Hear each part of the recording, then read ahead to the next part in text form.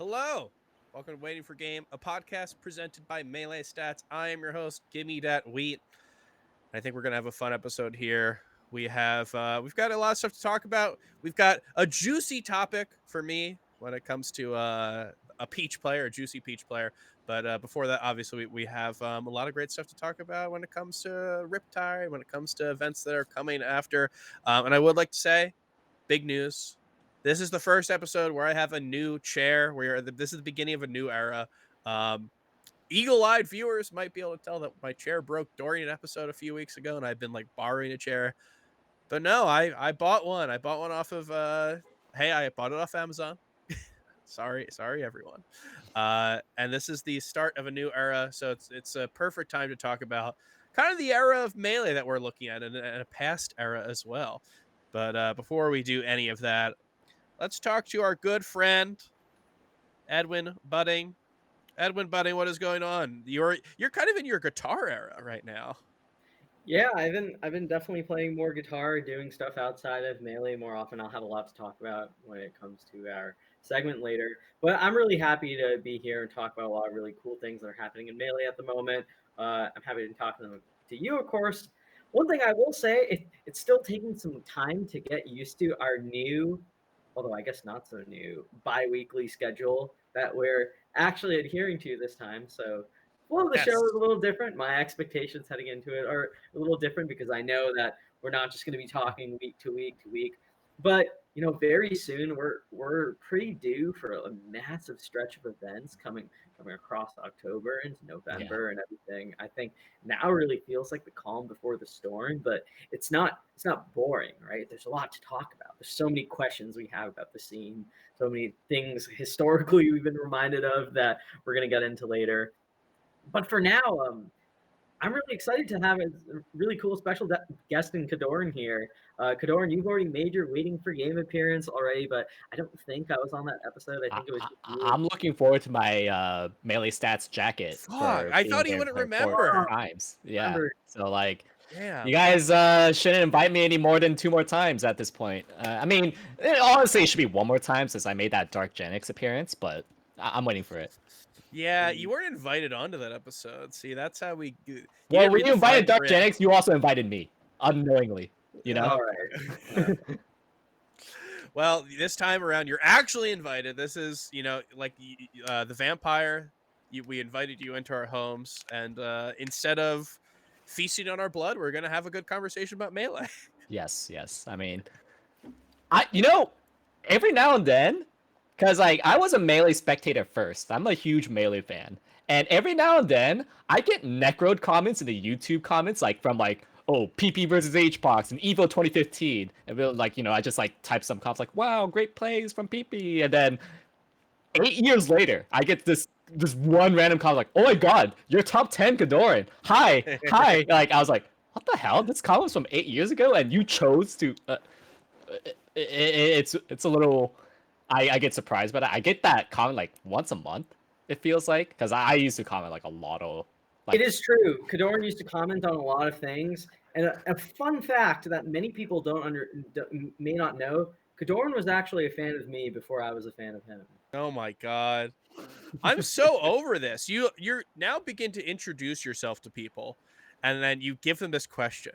You go up to people, and I won't say their name, who are almost locks for top 100, and then you go, "Do you think that you're a bigger fan of me, or I'm a bigger fan of you?" And it's just like, this is why you can't go to events, man. You're Edwin, delicate.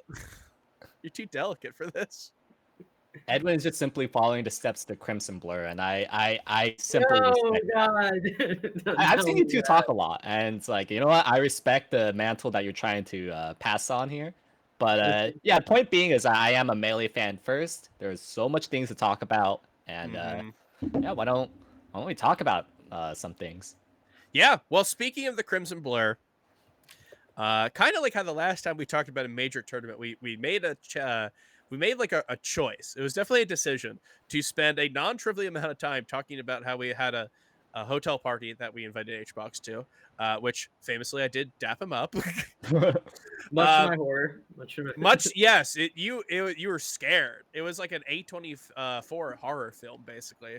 But but for me, it was like an A24 comedy. But yeah, so before we get into Riptide, because that is a tournament that has a lot of insane results, I want to talk about. I had a wonderful trip at Riptide. Number one. Now, KoDoRiN, you've been there, so maybe we'll weigh in on this. I think people who say Sandusky, Ohio sucks don't have the right to speak. You weren't in Sandusky, Ohio. You were in the Kalahari resorts. You didn't leave. Yeah. Yeah, I probably would say that Sandusky, Ohio sucks. I just you didn't see it. So I enjoyed myself, and one of the things that I took most from this trip was my shuttle rides. I had shuttle rides where by the grace of God, one Crimson Blur happened to sit in front of me on both rides, and I had quite an experience. The first time we kind of just talked about basketball, and he told me that Marth actually does lose to Pichu, so any Marth main shouldn't be shamed if that happens. KoDoRiN, Pikachu, thoughts? right? Not Pichu. Pichu, no, Pichu. Are we bringing up the right low tier that we're talking about here? He said it's really, really hard. Are you sure Are you sure you didn't mishear him and he meant to say Pikachu or Pichu? No, he said Pichu's hard. So Well, can you blame Blur? He did, Did he fight Codeman in Unranked or something recently, and he needs to find a new way to code? It's that's kind of a little random for me. I've heard a lot of takes on Blur, but that one's new to me. I will say, I was sitting next to we'll talk about obviously the melee stats players here. I was sitting next to Abe, and Abe of course had a set with Codeman that went closer than maybe Anna would want. And Abe was like, yeah, Pichu is hard. You're right. I was just he probably got bullied by Leffen's Pichu. That's probably what happened. I don't know. I've heard the stories of the Leffen and Abe friendlies. I heard that they don't happen anymore. But so I had a wonderful ride there, but the real treat was the ride back where it was just me and him. And we started to talk about food. And then really quickly he went into who deems how we value each other's consciousness. And I was like, damn, okay, we're going into it. And he told me that he wants to be immortal. He told me that he's got a lot of questions and he needs them all answered. It was really interesting. Blur is a man of the world, and he's seeking to find all these answers. He kept asking me why we're put on Earth, and maybe that's something that we at the end of the show can figure out. But definitely we can figure out some melee questions. So first off, KoDoRiN, you went to Riptide 2021. Yeah, last year. Is that your first? This year. Yeah. Was that your first water park tournament? Well, I mean, if I was placed here on this earth for one reason, it's to attend Smash Brothers tournaments. And, having that unique appeal of having a water park tournament, but at the same time, it was during the peak of the pandemic. I did not participate in any water festivities at the time. But if I were to go again this year, I would have tried. But yeah, I mean, I don't know. It was good. It had a lot of space, it had a lot of venue. And I did not go outside of the hotel. The thing that was a little bit of a detractment was that because the hotel was kind of isolated from everywhere else, there was very little Uber Eats options. But no, aside from that, it was good. It was my first top 8 at a notable major. Yeah. Only to get 4-stocked and taunted by Wizzy. F that guy, so remember that. But no, it was fun. It was my first exposure, because I was so used to net play tournaments at the time, and having that crowd behind, just being there at all, that was an experience, a necessary experience for my growth as a player. Yeah, I definitely, I'm glad that when you talk about exposure in 2021, it's not it's not to the deadly virus that we talk about.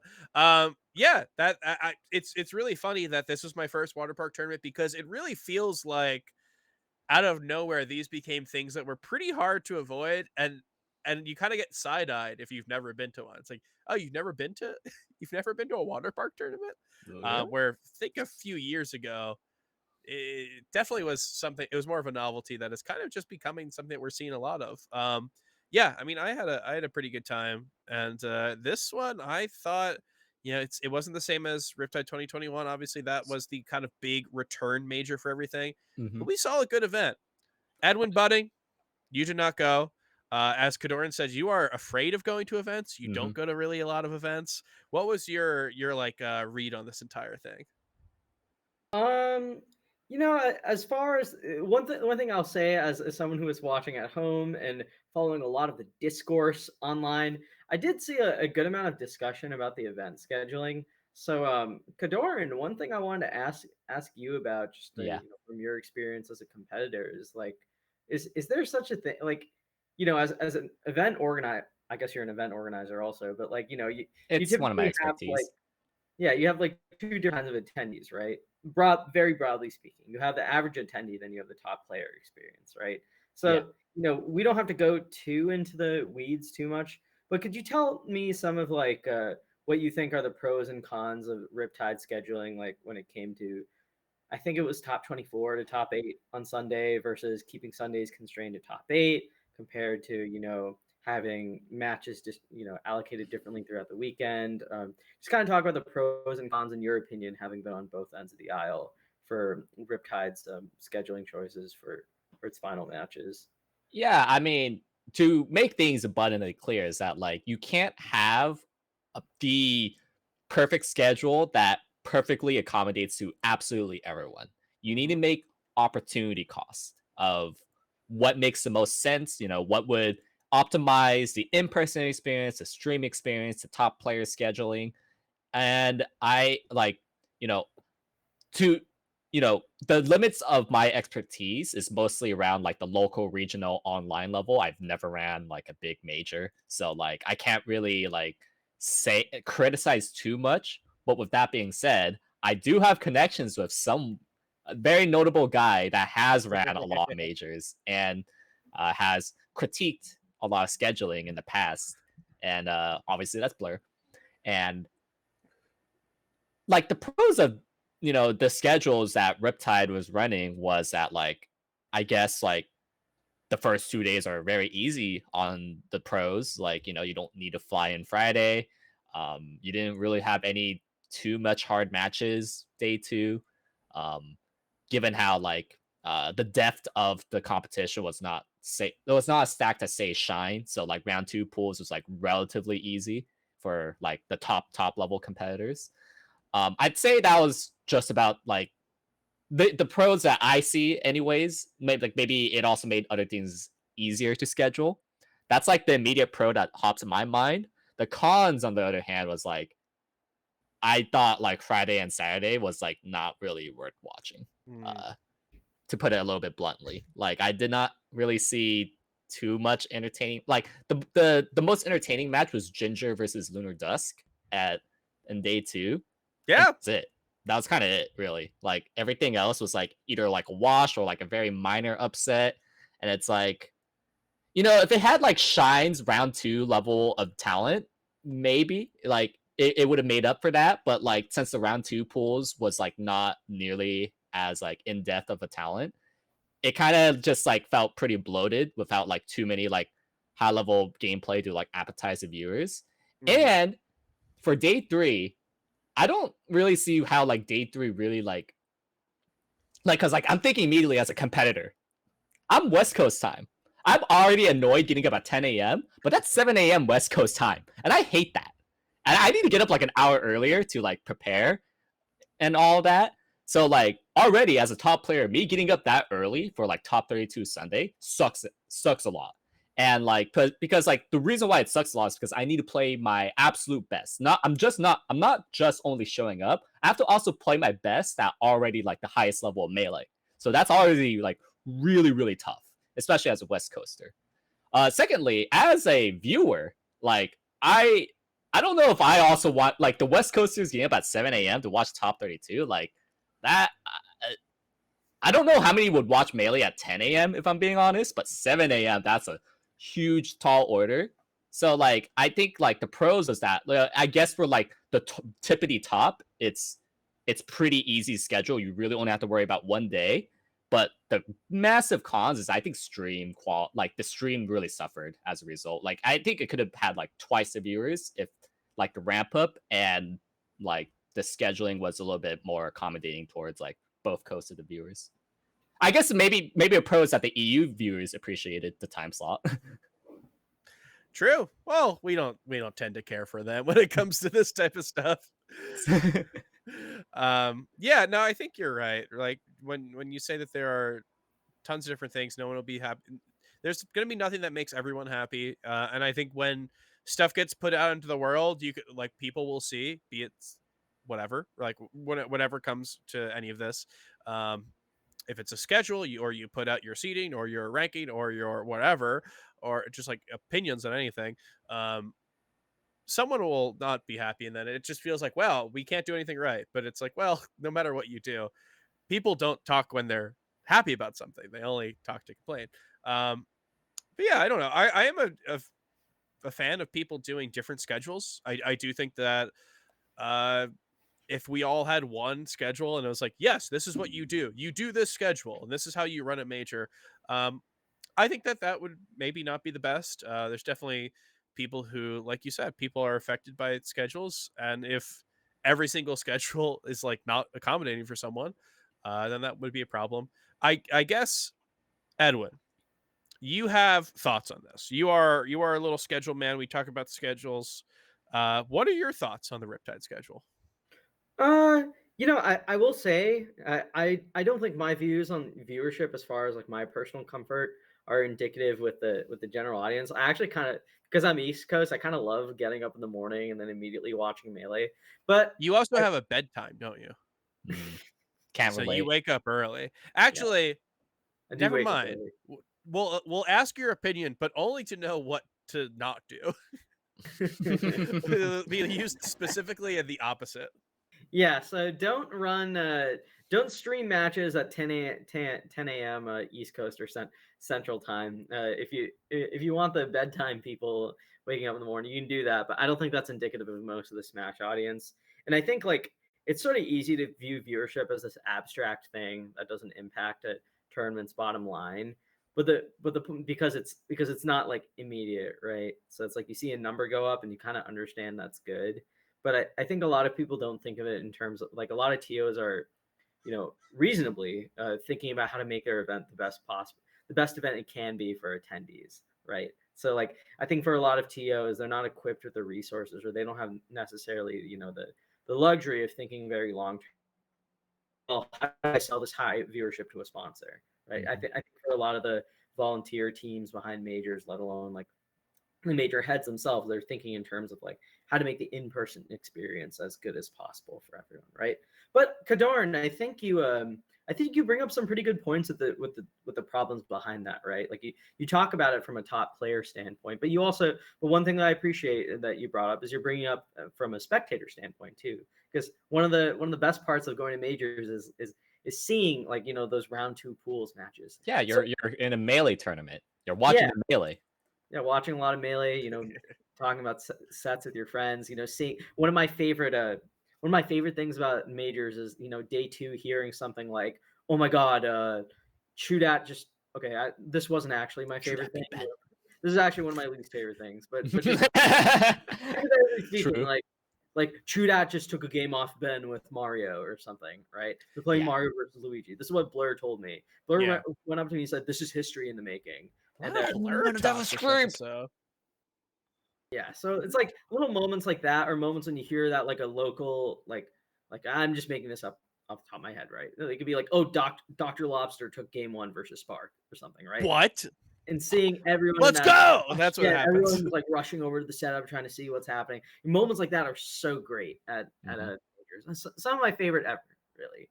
But I think what you mentioned before with regards to like what kind of entrants are being there, what kind of matches can we expect to see in round 2 at Shine versus at Riptide or at Lost Tech City or anything else like that, right? So I think it really this kind of topic really depends on the tournament's needs as well as like the resources that are feasibly available to them. Now, is Riptide like, does it have the same prestige or resources that a tournament like Genesis, SmashCon, Big House have? I don't think so yet, but I think it's thinking about the long prestigious and Wave Dash. Yeah, so I think that like if it's on that same level, I don't think it quite I can't really blame the organizers for thinking in terms of like, how to maximize viewership for a 3-day weekend, because I think there's few events that can really afford to think with that kind of long-term approach. But I think what you mentioned with regards to like the in-person experience is certainly relevant. So yeah, I mean, it depends on what resources are available to a tournament and what they're trying to accomplish and who's there, right? Yeah. And like I don't really know Riptide's goals. Like, viewership may not be their biggest goal. And you know what? That's respectable. But like Selling hotel rooms might be their yeah. So Yeah, it's like, maybe. but it's like, like viewership is important, like at the yeah. end of the day. And it's like, um it's like Yeah, I just want to make it clear. I think viewership is extremely important because it's a potential alternate revenue source for tournaments, right? Like if you can sell watch time hours to that mate even beyond that, even beyond like the sponsorship deals, it's just like more people that might yeah, want to go to Riptide next time. Like, Apex 2015, one of the worst ran events ever in Melee's history. That was one of the first tournaments I've ever watched, and it was the greatest tournament. To this day, it is still like the greatest viewing experience I've ever had as a spectator. And it's like, I don't know. Smash Summit 11 was pretty great for us, but we or can in person, I agree. But like as like I a guess it's stream really spectator point of view, and like the storylines, and like how like even though like the in-person experience was horrible, like as a spectator, like if it wasn't for Apex 2015, that's already like thousands of attendees that might not even be in the melee at all. I do think it had that much of an impact because of Do you like, have any closing thoughts on this? Any way to wrap a bow tie on it?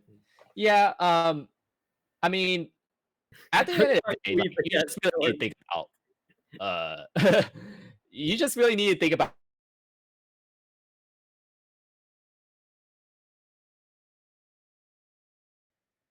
want to play round 2 pools in day 1, and it's like, oh, but I want Friday off, and it's like you can't please them all. You just have to like do what makes the most sense in terms of your return on investment, because hey, like getting like half your attendees can't make day 1, then I would say like, okay, yeah, since like at least half of your revenue comes from 2-day passes, I think that's actually a solid argument. But like when it's like less than 5%, it's like, then like why are you structuring your whole event that sort of punishes the 3-day attendees, so like I do think at the end of the day you just need to weigh what will benefit the most. And just historically speaking, like it's usually about a good balance between optimizing the viewers, catering a little bit to the top players, and like really making an in-person experience like a fun Smash Brothers tournament. Okay. That's I'm a like, I little guess, now I'm my a wrap. little worried that you only want top players to be catered to a little bit. Are you like gonna quit or something? I've never heard a top player be like, no, we should not be pampered. Top players like will complain about like noon top 32 starting, and it's like I think that's the line. It's like, okay, 10 a.m. It's a little annoying, and I'll put up with it, but like there will still be some that like will complain at like 2 p.m. pools, and it's like like you gotta draw the line somewhere that's reasonable. Yeah. I don't know. I feel like we need to here, how about this? How about this? Only run 2-day events. What does this day Yeah, 3 give us? Doubles is dead. Tell yeah. me one doubles team that exists right now. Fly guys, Okay, all right. me and Jamie. It's like there's no Tempo static. Run. True, they're the only ones, and I don't think they go to in-person events. Well, They're like at the same time, because like we just only run doubles in day 1 instead of saving it for day 3. It's like, why would Tempo Run Riot ever go to these? yeah. I mean, well, why would you go for a tournament if you play doubles day 1 and then have to wait till day 3 to end? I don't. There's a lot of things here, right? Sure. But yeah, I mean, Blur. Hey, it's the Blur episode, I guess. His shadow looms large over this episode. Blur was standing there Friday, 8 p.m. And he said, "Look, no one's watching." I was like, "Yeah, Yeah. it's Friday at 8 p.m. Everyone's like, they're having fun," and he's like, they shouldn't be having doubles like this. I was like, what? Okay. So I asked him, I said, Blur, what should we have? And he said, look at the old schedules. I was like, no, what should we have? And he said, just look at any schedule I used to make in 2015. I was like, no, Blur, instead of doubles, what do we have? And then he he like eventually goes, I'd throw an exhibition. I'm like, okay, who are you getting for this exhibition? And then he like refuses to answer. I do think that there's a kind of idea of like grass is greener type thing where we say like, oh well, this schedule's bad. And then like just imagine that a better one could happen without any actual stuff. But yeah, no, I mean, as it stands right now, like are doubles exciting to watch on Friday? Not particularly, especially now when like doubles does not even really particularly matter because there are no static teams. And does round one singles really affect that? Maybe it pushes the needle a little bit. Like we're gonna see that for Big House. Big House is running round one singles some on Friday. Oh, thank Um, God. I mean, is that going to be like a lightning rod for viewers that they can watch? Like I don't know, Ginger No. four stock, like I, the I I the think there 30 should be second round best two player in pools on Iowa. Friday, but I'm old school. Yeah, I mean, there's a ton of stuff here, right? Like, the attendee experience to shine people really like, but you also, it's very odd seeing people who are qualifying for day three, and then people play like round one pools at the same time. There's like the way that they kind of cascade, it's very weird, and it's not intuitive to the viewer. And then honestly, I will say this, I walked out of Shine top 12 because I was like, this top 12 is going on too long. Top 12 is too much in one sitting. It's just like it's already a game that is not made by Sakurai. It's already a game that's long. Mhm. Um, and I do think like lengthening top 8 to top 12 is not something that kept my viewership, even in person viewership. So yeah, I don't. It's like I want to see more people do stuff. And I do like that you say that there's nothing correct right now. Like, right, we are still trying to figure out what's going on. And yeah, maybe Blur talks about exhibitions. I doubt Blur's making an exhibition. I don't. Well, he's not TOing anything. He's not putting that on. Yeah. But Yes, but like when he would do Kings of Cali, he would like try to get Ken and Azin to like get together, and that's like for his yeah. Kings of Cali's. We've got someone trying to do Millionaire until it kind of hits this hits this level where everyone's like, oh, I guess this is here all the time. That's a good Friday thing, right? There's all this stuff Friday that you can be having. And Edwin Budding, you have a burning question. You have desires that you need to talk about right now. You've been raising your hand like you're a kid in school who needs to go to the bathroom. So let it out. What's inside your heart? I think every Friday should be a Melee Stats Friday. Just have me, Wheat, Ambi, whoever our guests are on the front stage. We'll be rock stars. We'll be getting hundreds of people, if not thousands, So person for day one. I would watch.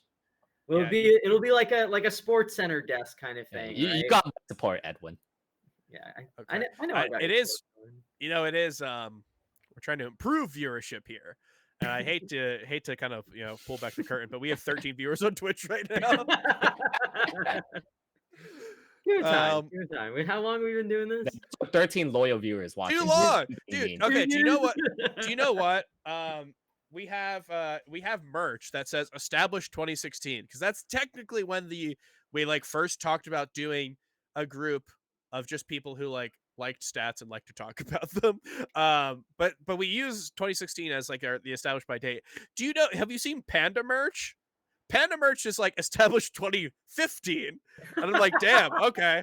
Well, are we at where Panda was a year ago? The question is resoundingly, the answer to that question is a resounding no. But okay, that's getting ahead. But the idea and spirit of having content Friday. Obviously, this is not something that is easy to do. Anytime you are adding something additional to an event, one, you would be having to schedule it. So like you already have doubles and stuff. So you're either going, okay, well, instead of running doubles on stream, we'll do Millionaire or something. Or you go, okay, well, then we're going to have to run doubles on stream the next day. The best part about CEO was the Plup Gauntlet. Yeah. The Plup Showdown. Awesome. I think stuff like that's great. That's also put on by people that was not CEO, that was Red Bull. Like, I know. I would love this to be a thing.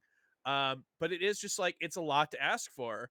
And I will say, I remember growing up in the age where there was people were floated. They would float top 64, and the That's idea crazy. was that we would have great content on Friday. And then all the top players didn't want to do anything. They're like, wait, I don't want to play. It's Friday. I just flew in. Or like, it's Friday. I want to drink with my friends.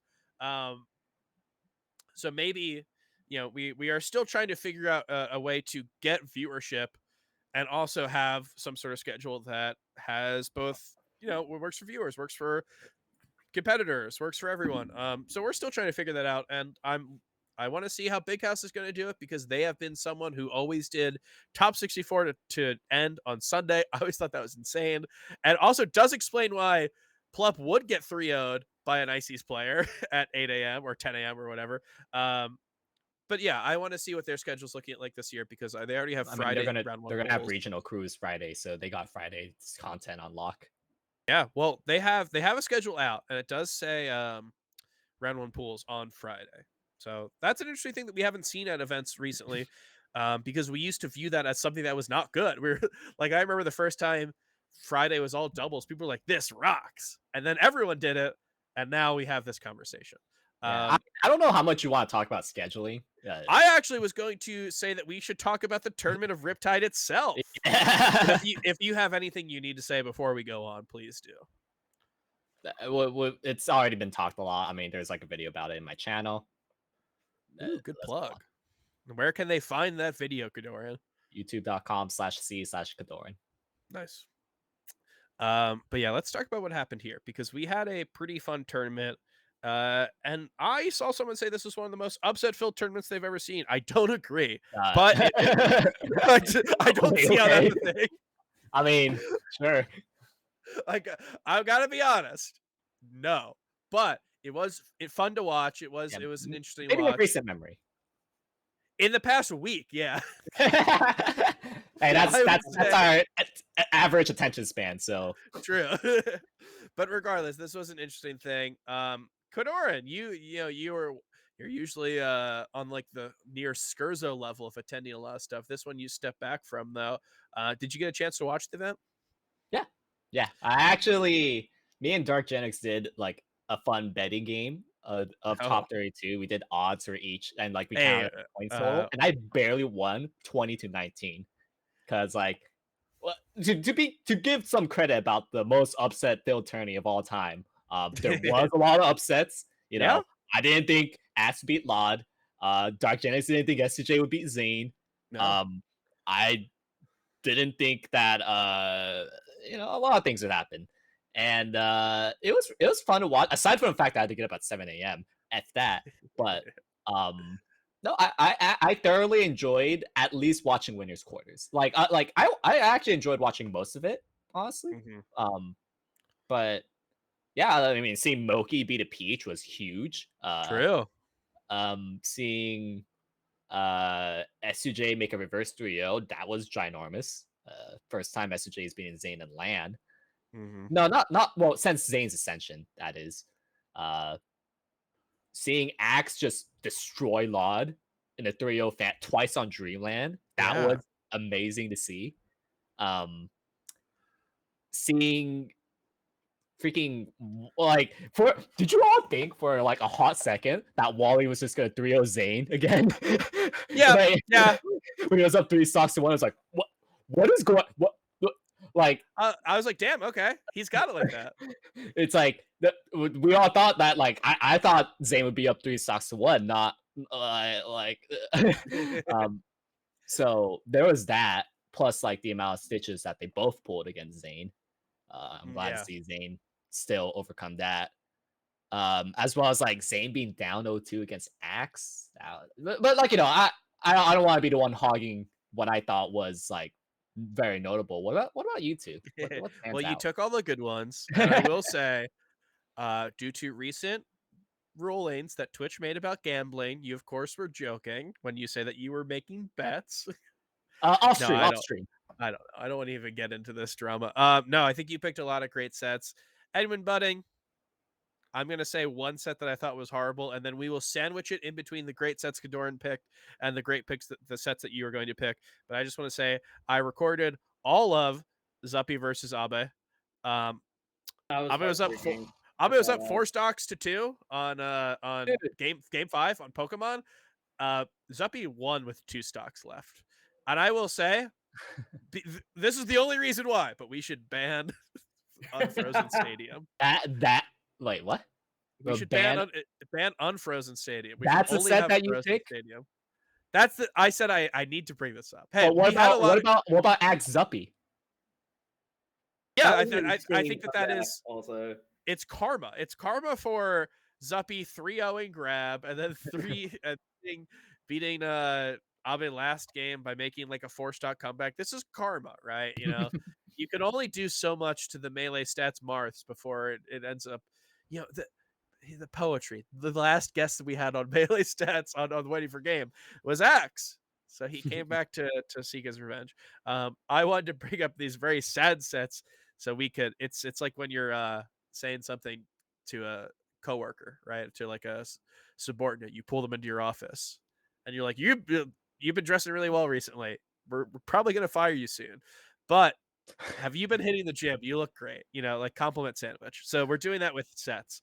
You bring up great sets. I bring up horrible sets that make me feel like just pain. And then Edwin brings up some wonderful sets. So Edwin, what did you see that was entertaining to you? I'm so glad that you added that stipulation because I do want to bring up. I wanted to bring up two very thrilling. I was going to bring up two very demoralizing sets, but instead I'm going to bring up two heartbreaking but very good sets. What is with us where our first inclination is like, okay, what sets made me feel the Look, worst? Hungrybox won the tournament. We're naturally going to think of the Yeah. heartbreak. But I think the good kind of heartbreaking set. I was really impressed with S2J's sets against Plup and Jmook, and I know he lost those sets. Ultimately, that's what's going to show up in the box score or whatever. But I think if you're an S2J fan, it's extremely encouraging, given that I would honestly say within the field, maybe because they train all the time, it's a little tough to say. But like other than probably Mango, I would have honestly said Jmook and Plup were his hardest opponents. And I gotta say, those sets look doable. Do I think he's gonna take it that close every time? Probably not. But I think if you're an SJ fan, between him beating, potentially the best player in the world, and then taking two of his hardest bracket demons that close, I think there's a lot to walk away from this event, like pretty happy about with him. I think I was just in general, I think his placement at this event is a little like misleading. What did he finish? Fourth? Yeah, he finished fourth place. But it was like for him specifically, that was one of the hardest fourth places he could have had. So I walked away from this event, at least via the eye test, thinking much more fondly, or not fondly, weird word, thinking much more favorably of SUJ and his chances against the top level field. KoDoRiN, what do you think? I mean, SJ, everybody knows that he's really good. Mm-hmm. It's just a matter of if he shows up, because like honestly speaking, like just knowing like his skill and how much he's farmed me, like I always thought he had like a chance versus Zayn. Like I didn't think it was like some people were like treating it as if like, oh, it's only like a 1% chance that SJ could beat Zayn, and like I don't know about that. Like the big downfall of S2J, in my opinion, is like when he just like decides to like he just like shows up in some tourneys not very well prepared. Like I think probably one of the better examples is my set versus S2J actually at Shine, where it's like, he tried to double jump to the ledge and I down tilted him for that. It's like every Falcon should be able to sweet spot around down tilt. Like he was not edge guarding. Very clearly he was playing a little off, and I took full advantage of that. But it's like I just knew that was not S2J's best. And like, there was like a period of time where like S2J's hands broke. Like it's not very public, but like he was having hand pains and therefore could not practice very much. Yeah. And it's like, and yeah, I saw his gameplay. Like I think S2J, when he is prepared very well, he's well practiced, he's not too nervous about a set, like top 5 player. Like he's very well could be a top 5 player. It's just that for whatever reason, it doesn't show every time. And I think this was one of the few, like maybe the first time where we saw like top 5 form S2J, Yeah, I definitely think in a lot of ways, and we've brought a bunch of stuff up. Riptide doesn't feel like a tournament that maybe has a ton of stuff going on in terms of just like storylines or stuff like that, like big sets. Obviously, when you have a lot of these top players, you will get some. We've been talking about them, but I think where Riptide is going to come in handy in the future is it probably has the start of a ton of big storylines that we're going to see. And you mentioned the sets, right? Axe, we saw Axe beat Lod. That is incredible. Like he 3-0'd Lod. If we see Axe continue, then we can look back at Riptide and go like, oh yeah, this makes sense. Moki beating a Peach is something that you mentioned, right? Like we might see Moki continue his success, but SUJ is one. We're talking about him right now, and he's just like this huge example of someone who I think is impossible to sleep on. He's kind of like Axe in that way, where even though you see the results at some tournaments might not be like top 10 level, top 15 level, like I will never count Axe out. I will never count Johnny out. I think that both of them just have like this. I mean, they're veterans at the game, but they've got this X factor that like really makes it hard to ever say that they're not going to do well. Yeah. Yeah, I mean, I hope that we do see more of what we saw from SUJ this weekend. And honestly, SUJ at Wave Dash, that J-Mook set was pretty close. So, like, I think that, yeah, we might be seeing more of him because he got some tough opponents. Edwin, I think you mentioned like J-Mook and Plup, people who you don't want to run into if you are Captain Falcon main. So I hope to see more of that from him. And honestly, we're talking about all these storylines when it comes to like players and how this is continuing the trends that they've already been having and might like go further and push them. If there's anything that this did, that this continued the trend for HBox. HBox came into the year, he was as a leftover from last year, from 2021. We were kind of sleeping on him. Although I did get premonitions right before Genesis that it wasn't going to go well, that he was going to do well. And the entire of the year, like he has changed perception of what his peak can be and how good he is. And I guess what I have to ask right here, we saw him win another tournament.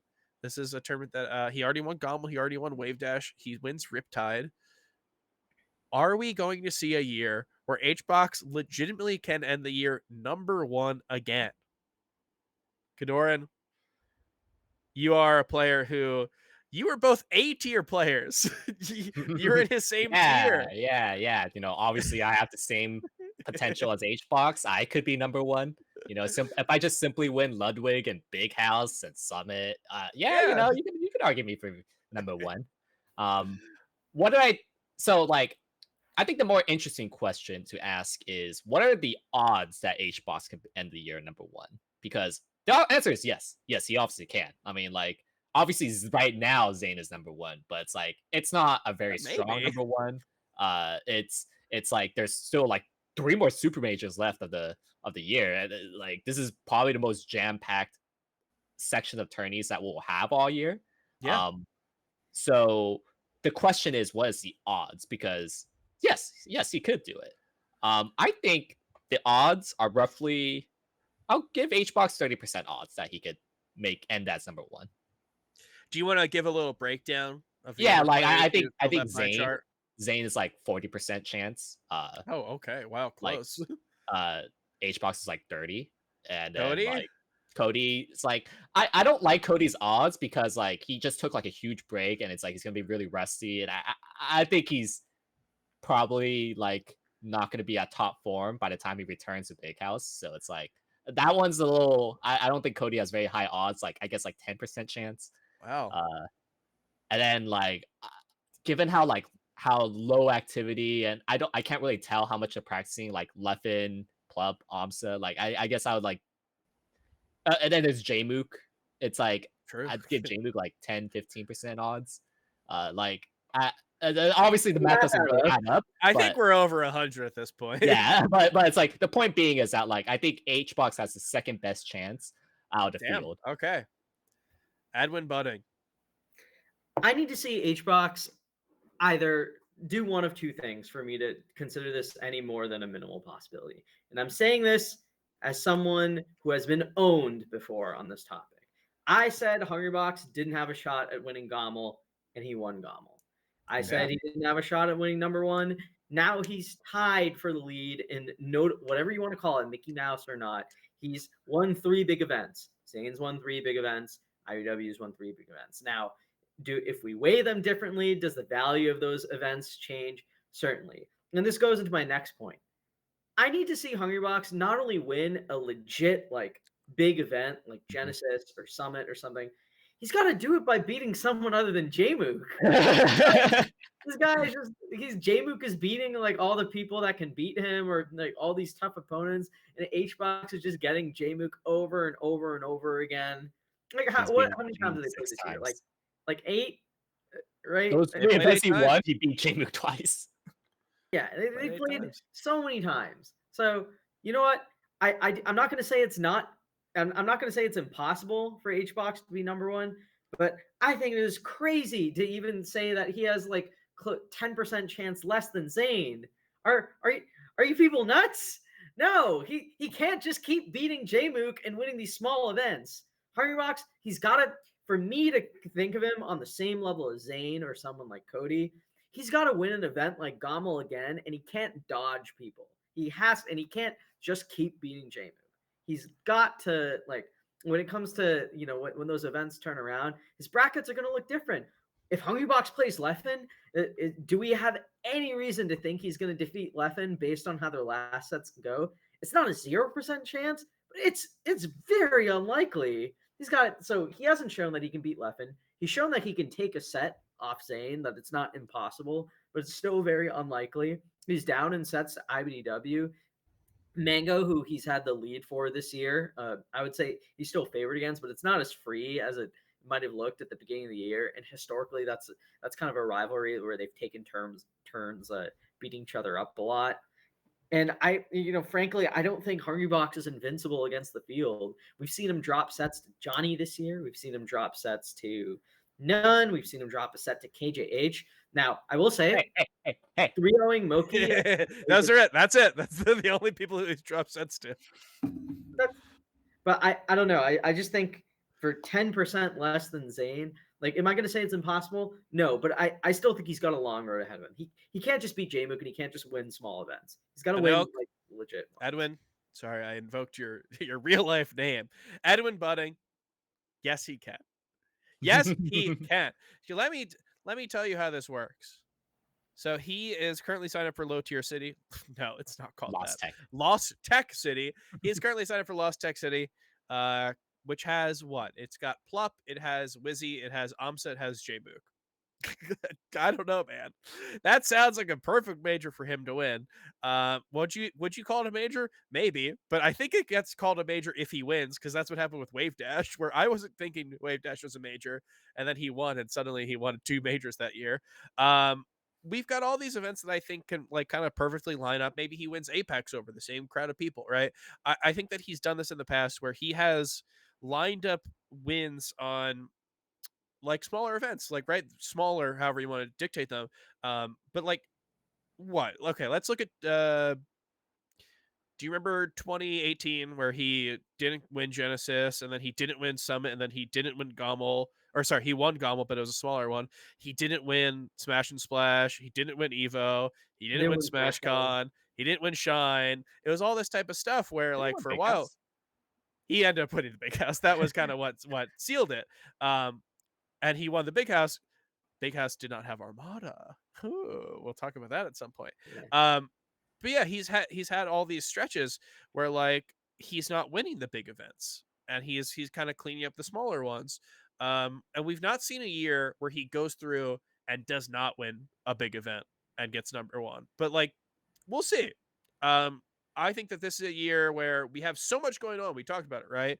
We've got Big House. We've got Lost Tech City, I guess, maybe if you want to count that. But just in terms of stuff where everyone's going to be here, we've got Big House, we've got Ludwig's event, we've got Summit, we've got any sort of combination of Smash World Tour, Panda Cup, main stage, however that ends up looking for the top. We've got all these tournaments, and honestly, if he takes one and then goes through and like wins the Apexes of the world, I don't know, man. I think he's got to win 2. He's got to win 2 of the Super. No, you're thinking of this as like a little numbers guy. the forward momentum that he has is just so big. It's like when Yeah, it's like when he won it's like 8 events in a row, like in one it's of the years. it's like when Armada won 8 events in a row, and then and then HBox won 8 events in a row, and then for some reason everyone was like, okay, this set at Summit determines who wins, who gets number one. And I was like, wait, I don't think it works like that. Like, I was like, Armada has winning records on everyone. He's got better. The storylines, the stakes. This is the one that counts. He didn't have winning records on everyone that year. I'm joking, but yeah, it was very funny how it How felt HBox just swooped in at the end. it felt like it was positioned where it was just like, okay, well, this one is the tiebreaker. Like this one decides it all. And I'm like, but I think that maybe that's not the case. And I'm saying that something similar could happen here. I've seen this before where we go, okay, HBox is finally not number one for a year. And it gets to like August, and then it's like, oh, wait, HBox is pretty good. And then it gets to fall, and it's like, okay, well, maybe HBox could be number one. And then it gets a little further, and then suddenly the ballots, But wait, it's hard to not put him at number one. But wait, my good friend, you have to admit that with like many events coming up, there's still a few Yeah. of them that truly like carry the kind of prestige. Like even in 2018, heading into winning the Big House, like he needed to win that, and he needed to win Summit that year, right? With I think at some point when you're winning small events, you're gonna run into like diminishing returns if you just keep beating the same like I 3 don't know. people, right? I don't know. His tweet, if he wins Apex and he'll be like, this is my 6th major of the year, that tweet's going to go hard. That's going to get so many likes. You don't understand that he could just say it. And then people would be like, he could say, I just won Apex. I'm number one in the world, bro. finally. Algorithm. Like, he could tweet that. And people are like, damn, okay, I guess he is. I guess he is number one in the world. He tweeted that he is. I don't know. Like, we're in the year where there's so many people who can win events. You mentioned, we have so many events that can really turn the tides of everything, but we've got so many players who can win it. Let's say Leffen wins one. Let's say Plup wins one. Maybe Jmook takes one. HBox wins the other. And then we're in like this situation where it's a toss up of the big events. And if HBox has the smaller events, if he wins the Apexes and the low tides and the wave dashes of the world, that can't outweigh Genesis or like Summit. I can't. Man, you don't know We'll how see. it works. We'll see. Power of the content. The tides are changing. Look, I don't want it to be like this. I agree. I'm not these flashy numbers of just like winning an event over Jmook does not impress me. But I know that it impresses the populace. I understand that. I'm like Aaron Paul. I just don't think he can I don't think he can keep getting away with just beating Jmook over and over and over again. Dude, well, okay. First off, Aaron Paul, he didn't say I don't wait. Okay, never mind. Remember when we did which Breaking Bad character is everyone? Okay, we'll do that later maybe. KoDoRiN. Okay, I would like to counter Edwin's points a little that there is do. no way that HBox can beat, IBDW, Leffen, Zayn. And so like it is true that some of HBox's worst killers are the Fox mains in their peak form. Like I'm saying he's Leffen. gotta do it. Right? Yeah, like Leffen and Cody and like, Wizzy. Yes. I actually think those guys would destroy HBox in their peak form. But one big distinction, Edwin, is that those guys have not been playing. Like, they are not like actively practicing, actively thinking about the Puff matchup. Do you really think that like they'll show up at top form? Because there's one side of the spectrum where HBox gets destroyed if if they're playing at their absolute peak. And then there's also HBox in those same matchups where they're playing a little off, they're like 80% there. I would favor HBox 1000% there. Because HBox is so good at beating those players when they're a little off. And I don't know. I think you're like ignoring a little bit of context here that HBox's killers have not been showing up. I mean, part of the reason why HBox has only been farming Jmook is because those guys aren't showing up, and it's like HBox has only been getting better and better as these tourneys are progressing, which is why like I'm giving HBox fair odds here. Like I think he can do it. It's not impossible for him to beat Zayn, which I do think Zayn is very favored. But who's to say that also Zayn doesn't have his problem matchups too? Like, like these Sheiks are a huge issue. And like, Amsa, Axe, Wizzy coming back, like that's not good for Zayn. So it's like I don't think the I gap just is realized as you big beat as. HBox. That's what you were referring to earlier. I just realized that. I forgot about that. Okay. Yeah, Damn, so how like could I we don't think forget the that? gap is as You, ginormous as they're Kadoran? making it out to be. He's Yeah, got yeah, you. yeah. You finally got it.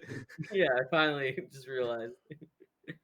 Yeah, so it's like I don't. It's like because like I do agree that like HBox's killers they would destroy him, but I don't think they're at their peak form. Like they're not. It's Yeah. like much less so than like preparing to specifically beat HBox. I will say, I thought the same thing about Leffen, and then Leffen four-stocked him on Dreamland. Yeah, and that was Leffen like playing his absolute best. And you forget that his Pound and his Summit performance, he was playing awful. Like, what if Yeah. HBox played him at that tourneys? He would have beaten him. Yeah, but that he's also playing Leffen that's like flying across the world, complaining like the whole time. Yeah, Like yeah. Leffen months in between tournaments where he's played HBox has Also, like Leffen playing well doesn't just only beat HBox, he beats everyone. So it's like true, I don't. true. I guess it's not unique to Yeah. Well, HBox. so we have to, the whole thing here is that, okay, they might not be able to beat them. They might not be in shape to beat HBox, of course. They have to get there. And as HBox becomes this solid person who's not only a threat to place well tournaments, but is now a threat to win tournaments, he's probably going to get pretty good seeds. And the days of him having like, a fifth seed at a tournament and having to play like Leffen or something in quarters is probably gone. Who knows what the future holds? Obviously, we have a lot of tournaments coming up and a lot can change, but he's going to start to have more favorable matchups coming up. And if he gets Jmook or, even Plup, although Plup has taken sets, of course, or, insert whatever person here, maybe Mango, even though Mango has taken sets, like there's favorable matchups that he would want to see, which he might get seeded into later in bracket. And honestly, if he gets those, we're seeing Axe do better. What if he gets Axe? Axe is the 8th seed at something, right? HBox is the 1st seed. What if that happens? Like, there's all these situations where suddenly him getting a higher seed doesn't always mean it's a better bracket, but like we have more chances of him getting paths where he just goes further. And then, who knows if Zayn makes it that far to even play him in winners finals or something like that. Who knows if Cody makes it that far. So we'll see. There's a lot of question marks surrounding this. And for a guy who is attending a lot of events, which we have not seen from everyone else, he's giving us a lot of data. And I don't know. I legitimately think that his case number one is maybe something that would shock people a few years ago, but I'm seeing something that I saw years ago, or a few months ago. But I'm seeing something that I saw years ago, which was going into the year, looking at HBox the first couple months and going, oh, he's not winning number one. And then slowly but surely it happens in waves. And then I Practical Task sends me a top 100 ballot, and then I have to just type in number one Hungrybox. You got to put an end to this, KoDoRiN. You got to beat him again. Oh, I'm trying. Well, one place where you might beat him, and of course we don't know CD yet, but one place where you might beat him is Lost Tech City. Lost Tech City, another LTC tournament. Probably not the best idea to name multiple tournaments LTC, but this is going to be one in San Antonio, Texas. That's coming up not this weekend, but the next. Mm-hmm. And KoDoRiN, you are going to that, right? That is correct. I have registered for Lost Tech City, and it is looking a little bit more stacked than I thought it was going to be. Yeah. So this was an event. It's a Panda Cup event. It's also a Smash World Tour Gold, I believe. Definitely something where, like, it looks fun to snipe some points. Hey. We love all circuits the same. But you're right. It has become more stacked. Hungrybox is signed up. We have Amsa. We have Plup. Yeah. When I signed up, it was just like HBox, Plup, and like that was it. Well, that still sounds hard. But yeah, we've added, they've added Johnny, SFAT, Pipsqueak, Magi, Wizrobe is going. He's not signed up currently for Big House, but he's going to be at this. I saw Mango streaming with the title LTC practice. I don't know what that means. He's not signed up. So who knows? Always add Mango. True, very true. But the obviously, the takeaway from this is that this is an event that kind of slowly became very stacked. Oh, we've got Axe here as well. Speaking of people who we were just talking about. So this is an event that like definitely became a little more of like a, I don't know, what do you want to call it? Like What's your Riptide word for level this? stacked. You hate Riptide. I think Riptide's more stacked than this. That sure. That was supposed to be a compliment, but I don't know. I still, for some reason, I took offense to you calling Shine significantly more stacked than Riptide. well, no, not more stacked. It had like better death. Okay, I guess. Like at like round 2 level death. That's what I meant. All right. Well, we're like an hour past that conversation anyway, so Whatever. I won't leave this. But yes, so this is an event. What are your expectations going into this event for yourself? Win? Yeah. I mean, Okay. like it's to. I think probably the most interesting thing about this event is how's Wizrobe gonna do? We've only seen him in one tournament, and that Yeah. was Smash Factor Factor. 9, where like honestly, like if he didn't win that event, it would be like, ooh, like you lost to Meds and Eddie Mexico. But it's like, no, he won. Can he do Well, better than the that? thing is, like, he did drop a set to Meds, but it was one of those things where it's like, one, I think while it's very reassuring that Wizard won the event, I don't think it's like, I don't think the Wizard we saw at Smash Factor is like 100% Wizard. I'm gonna go out on a limb and say that Yeah. he looked good. We're trying to figure out if the Wizard that we're going to see here is 100% Wizard. We Yeah, don't know that. I think he'll look a little better. I'm not willing to say that a drop set to Meds on the same day that Meds beat Johnny is necessarily Yeah. like a terrible sign. I think that probably, if I were to guess Wizard's like kind of range of possibilities at this event, I think it's him and SJ are kind of around like the same sphere. But I do think that his matchup spread is a little different in that I think Wizrobe, like, I think if we're talking about opponents Wizrobe would want to see, I think relatively speaking, I'm interested to see how he does against HBox. I can't really tell how that would go. You know, if when Wizrobe was active, that looked very difficult for HBox, even if it seemed doable. I want to see what Amsa has in store for Wizrobe. Of course. Because historically, that's a matchup that, I think if we were looking at the top level, like some of Amsa's hardest opponents would be Plup and Wizrobe, both of who are going to be at this event. But I think part of the fun of really like watching Amsa kind of develop or evolve over the course of his career is seeing like what kind of options he comes into, like facing like someone that just like beat him really badly last time, and seeing like what he takes back from the drawing board and like what new strategies he comes up with. This is kind of like a really like interesting recurring theme in Amsa's career just in general.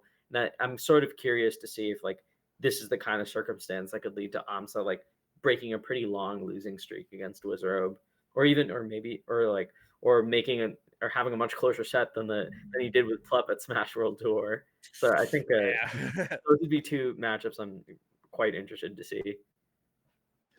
It's going to be a tough one for Amsa, I will say. So this is supposedly, I believe this is his first major. I think he's going to be moved into Vancouver by this point. Mm-hmm. He just announced this, but he did say his move-in date's very soon, which sounds insane, by the way. If I were, I mean, hey, I'm not a top player, but if I were a Japanese top player who was moving to Canada, I maybe would not do the event before Big House, and then also like a couple weeks before Ludwig's event. But that's why he's built different, right? He's that guy has never DQ'd out of a single event ever. It's insane. And he attends right now this year, his best year. He's been attending so much. I don't get it.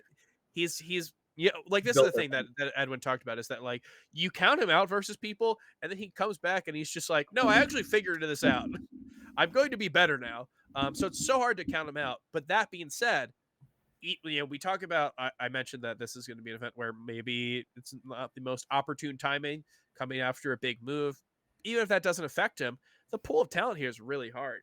He's beaten HBox before, but really open bracket HBox tournaments, open bracket HBox versus Amsa, those sets don't look particularly Amsa favored. He's tended to do really well at summits, but even open bracket it's like, really it's like 50-50. Yeah. Wizzy, yeah, you talk about Wizzy. Plup. Johnny is someone who he's Johnny and Nunn he's done well against in fits, but we've also talked about how SUJ has been looking a lot better. And someone who like a weird killer for Amsa was always Axe. Yeah. It was like every time I'd be like, dude, I think Amsa's got this one. I think he's gonna figure it out. And then Axe just will like 3-0 him. It'll be like, well, how did this work? I don't understand anything that happened. I watched the whole thing, and I just like did not make an imprint on my brain. Pikachu's down smash is broken. Yeah, I think It like funnily enough, like it started with Axe beating him like quite badly with both Pikachu and Young Link, like really early on. Then Amsa took like a couple sets or whatever, and then since then Axe has just like had his number. Yeah, there's definitely been sets that are not close in Axe's favor. So like we'll see. This is gonna be an interesting tournament for Amsa, and I do want to see what him having a static North American location. By the way, Amsa, from one North American to another, welcome to our continent. I'm what you see at the gate when you enter. I welcome everyone who is living here for a year. But yeah, I want to see what he's going to do with a year in America. Maybe not right in the beginning. Do I think that the rate of improvement and the ability that he has to connect with people, and just obviously the travel woes, like not having to deal with that. We might not see that right away, but I do want to see in the coming year what that looks like, because Amsa is someone who has always been able to improve, like constantly in matchups that he's not good at, able to kind of patch these holes. So giving him like a better, just like overall chance of not being jet lagged, not having to deal with all these outside forces. Which is funny That's because like scary. he's never complained about that ever. No. But like that like this will help him out so much. Yes. I hope so. It'd be weird if he took like it gets worse. he took a 2-hour flight and he's just like, he's like, it's the same time zone. I can't do this. He's like, I actually liked the jet lag. It's actually like a 2-hour difference is way harder than like a 16-hour difference. True. Well, hopefully he does well this weekend. I want to, or next weekend. I do want to see him succeed. I do think that this is a tough one for him to succeed at. How about this? Plup. Plup is someone I have no read on. Plup. He won CEO. He got what, 13th at Genesis. He got second at Riptide and Summit. And if you had to ask me right now how likely he is to win a tournament, I say probably pretty likely. And I'd probably also rank him like 6th best in the world. So take that as you will.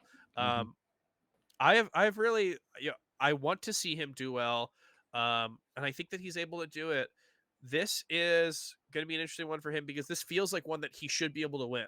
If you are kind of like making a tournament that Plup would do well at, you would throw in Wistrop, who hasn't played in forever. You'd throw in S2J. Hey, Axe, throw him in there too, right? Like all these people, Amsa.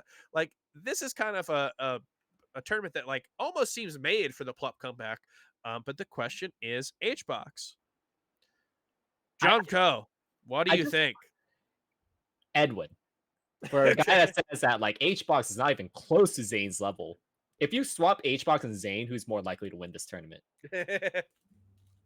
Well, like this. Okay, so like if I were just looking at the entrance right now, I'm thinking who's scary. Sorry, you're getting owned here. Who's scary for Hungrybox? You're just I would pushing say, off your I think owning. Plup is scary for Hungrybox, nonetheless. I think Scarier for KoDoRiN Zayn. is scary for Hungrybox. I think Wizrobe is scary for Hungrybox. I think Johnny is scary for Hungrybox. I think like with all those players just cumulatively, I would say I like Zayn's chances against them quite a bit more than Hungrybox's. Really? Yeah, I think I would take Zayn cumulatively over them. Because I think it's close. I think my answer is that it's close, but I would give the slight edge to HBox. Like I don't like. Do you think S2J is more likely to beat HBox than Zayn? No, I think that Zayn versus Plup is more. I think that Zayn versus Plup. I think Zayn is a better shot against Plup, you, and Wizrobe and Johnny than HBox. We'll see. I do think it's interesting, and what about it is. Axe? He's pretty good against Axe. I don't think he's at. I obviously don't think that. I think Axe is scarier on his own versus Zayn than Hungrybox, obviously. But I think everyone else, and in terms of like likelihood of who he'll play, I trust Zayn. I think Zayn. Yeah, I think it's roughly even, but the numbers, like, I think HBox is slightly more favored. Although if it's just like a super major level, like we add in like Leffen, Cody, Mango. Yeah, Like, well, I then would I think say that it's probably Zayn favored. Well, the funny thing is that if you only add one person, like, how about this? This is how. Imagine doing this months ago. Imagine doing this in April, before Genesis. Add in Jmook here, and I think this becomes so good for HBox. Like, go just Jmook. Don't even take anyone away. You just add Jmook, and now it's like, dude, this is a scary tournament for Zayn, and it's a great tournament for HBox. And it's so insane that you could do that now, and that's how it, like, I can't it's believe truly we're an here. unfair world, Evan. Cruel So world. we'll see. If Jmook signs up, emergency registration is still going on. If Jmook signs up, we're you have your answer there. But yeah, right now I honestly think it's a toss up, and the fact that it's a toss up is weird, right? Like, if you are someone who maybe did not want HBox to be number one, the fact that we are saying that Zayn being in this bracket would have just as easy or a hard time as HBox, that might be a little worrisome. But yeah, okay. Well, so we're talking about HBox here as the the person who everyone has to beat. Do we think HBox is going to win? He's favored to win, probably. Do we actually think he's going to win? Yeah. no, I think Plup's got it. Ooh, okay. You want to? Okay, sell me on Plup. I need to hear this. Who's he worried about in bracket? Just like Ginger and Magi? HBox. He's worried about HBox. Yeah, but he's won the majority of their last like 7 or 8 sets.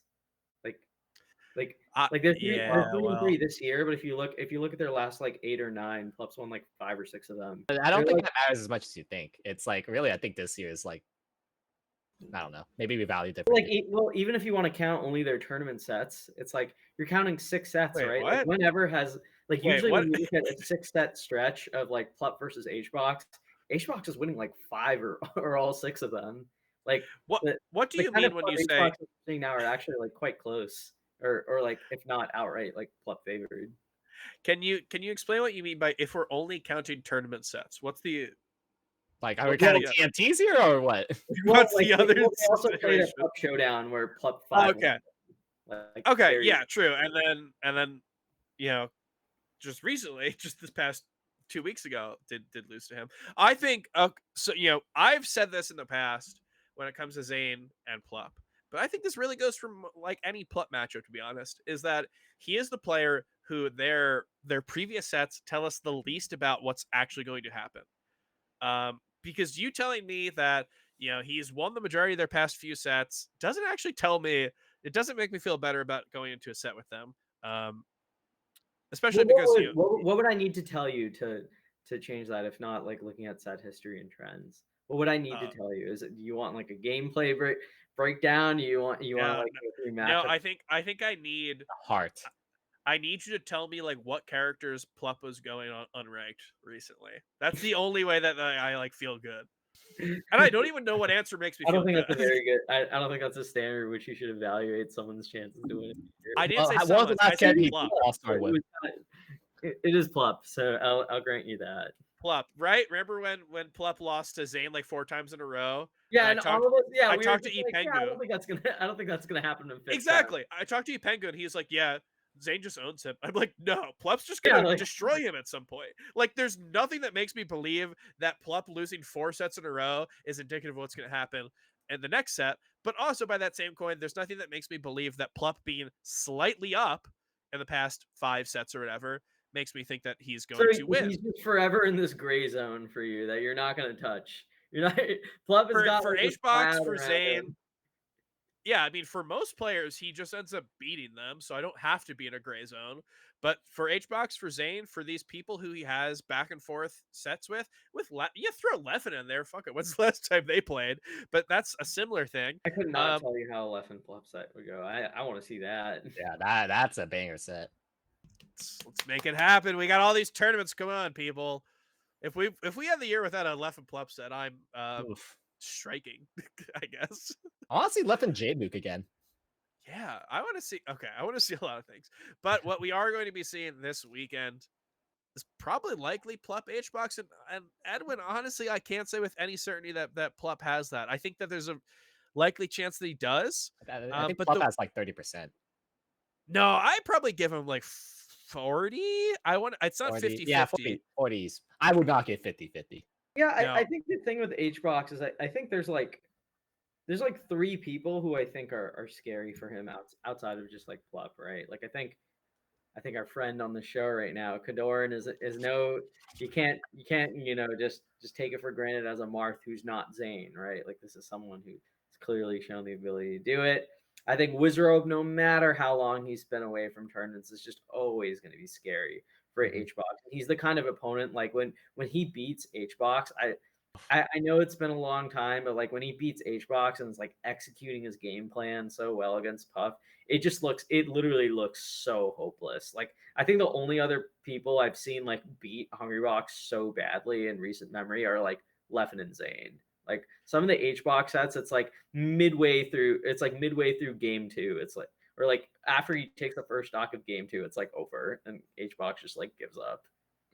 Yeah. So the way that I think Plup needs to win versus HBox, he only wins it by just purely outplaying him. And KoDoRiN, I do want your opinion on this as someone who is an A tier gamer. But when I watch the sets, you watch Leffen play versus Puff, and it's just like it's so rigid and so like it looks oppressive. And Cody does a lot of the same way. He's a little more aggressive in how he does it, but it's the same kind of idea. Honestly, Mango it does seem more like set to the game plan than Plup. Plup, like I've seen Plup play HBox this past year, and HBox is at like 72% or whatever on Battlefield, and Plup's just like, I'm gonna nair. If this nair hits you, then I'm gonna have to like back air you or something. Like he just like it's like, no, dude, like camp for a bit. Why don't you look like every other that person? That Jay Wong tweet where it's like, why doesn't Plup just camp Yeah, though? like, oh, can I get a free hit in here? Okay, I'm gonna hit you. He's just like okay, it's damage. I'm gonna get damage. You're gonna be at like 89%. I can't combo you off of up throw up air, but I will like scrap for another 20% and kill you with the bear. He's just like, I mean, it's good in a way. He's not fishing, right? Like obviously there's good parts about it, but I watch it and I'm just like, this only works if you are moving to a level that is untouchable. And because of that, it does make me hesitant to say that he's a demon for HBox or that he's someone who I maybe even favor. Okay, how about this? If he beats HBox, he does it handily. Well, even then, you're right. Also, I feel like I mean, like Genesis 5. True. When I was on CEO commentary, hey, look at me, top 8. When I was on there, I mentioned that Plup's win rate on FD is shockingly low compared to Leffen, compared to Armada when he was playing, compared to IBW. They're all like IBW. I think has not lost a tournament set on FD. On LAN. I know that he got 3-0'd at something. Armada was like 70-some%. Leffen also 70-some%. Plup was like 27%. Plup on FD, it's make or break. And the tournaments that we see him win over HBox usually require him to, one, either pick Stadium twice in one They set. struck the FD. It was the most insane shit of my life. No, it's not the most insane thing, because if you have a 70-some winning percentage, you're like, yeah, dude, I'm willing to go here. Struck the FD. I was like, oh my god. It's about maybe as like wild as like somebody kind of picking a Marth to FD. Yeah, but the Marth just like sucks on the stage. Dude, all I'm saying is that if you are HBox and you have a 73% win percentage on a stage, you go to it. It doesn't matter if Leffen whoops your ass there. You go to that stage. KoDoRiN, am I sleeping on HGod? Yes, I think you are. But I mean, in regards to like the FD point, it's like I also think it has more to do with like I think Plup just gets bored. You know, like maybe he just like there's no platforms in FD, there's so no platforms to field drop. So you can't schmoove as True. TAS level. And then he kind of like, yeah, I'm just gonna run an up smash sometimes, and then I'm gonna stop my perfect game plan and like scrap, and then I'm a little bit off, and then I die. So it's like, I think everybody knows that Plup can do it. It's just more so the question, like, does he get bored or not? Does he get tilted?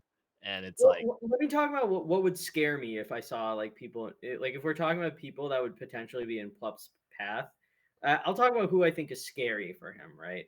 I think if we saw like I think if we saw like a really top fox that he might like be tempted to ditto or something. I think that could be oh pretty yeah, like, scary. he randomly like dropped he switched off a Sheik against Red at Riptide. Yeah, he did. And like those first two Fox games look scary. You know, I was like, oh, is Plup gonna go down 0-2? And But then it's like it's it's like we're looking at the second tier of players that he'd have to beat to make top 8, and it's like Falcon, like Pikachu. Then obviously I know Ginger beat him at Genesis, so like I'm not going to discount Ginger in that, and I know Magi took a set as well. But still, like when you think of Plup, like like typically like I think like the scary stuff is like maybe he runs into like Moki or something right early. yeah, Like that would be kind of something more. you can't Whereas, like, Fox it on when Moki. I look at this field, I think I see something a little like, okay, well, like I think Plup has a better time getting into top 8 through winner side, which helps his chances of winning a lot. And like when he gets to top 8 of winners, he'll likely have to play like Amsa or Axe, right, or something like that, right? Who I think like both of them I think are like very good draws for him. I don't think that's quite the case for Hungrybox because he'll likely have to play one of the Falcons or you, right? So. Mhm. Well, Edwin, you didn't sell me on this idea that Plup is winning, but fuck it, I'll do it. I'll say Plup's winning. It's fun. It's the fun pick. I really think HBox is going to win, but I'll go with the fun picks. We have 2 picks for Plup and 1 pick for HBox. Any chance someone else here wins? I mean, we talked about how it's going to be pretty hard for Amsa. Do we think Wizzy just comes out and wins? Yeah, what if he just wins? That would shatter like. I think it would be Like, the damn. funniest thing if he just won. That'd be great. I'd love it. He would win. He would disappear back into the night. I think he's bleach blonde now. That's fun. It'd be yes, it'd be insane. I think if he has to play Plup, that's horrible. But I want to see what a really rusty Wizzy versus HBox looks like. Hey, maybe and maybe like, we I know, don't I'm give saying- HBox water. We level the playing field.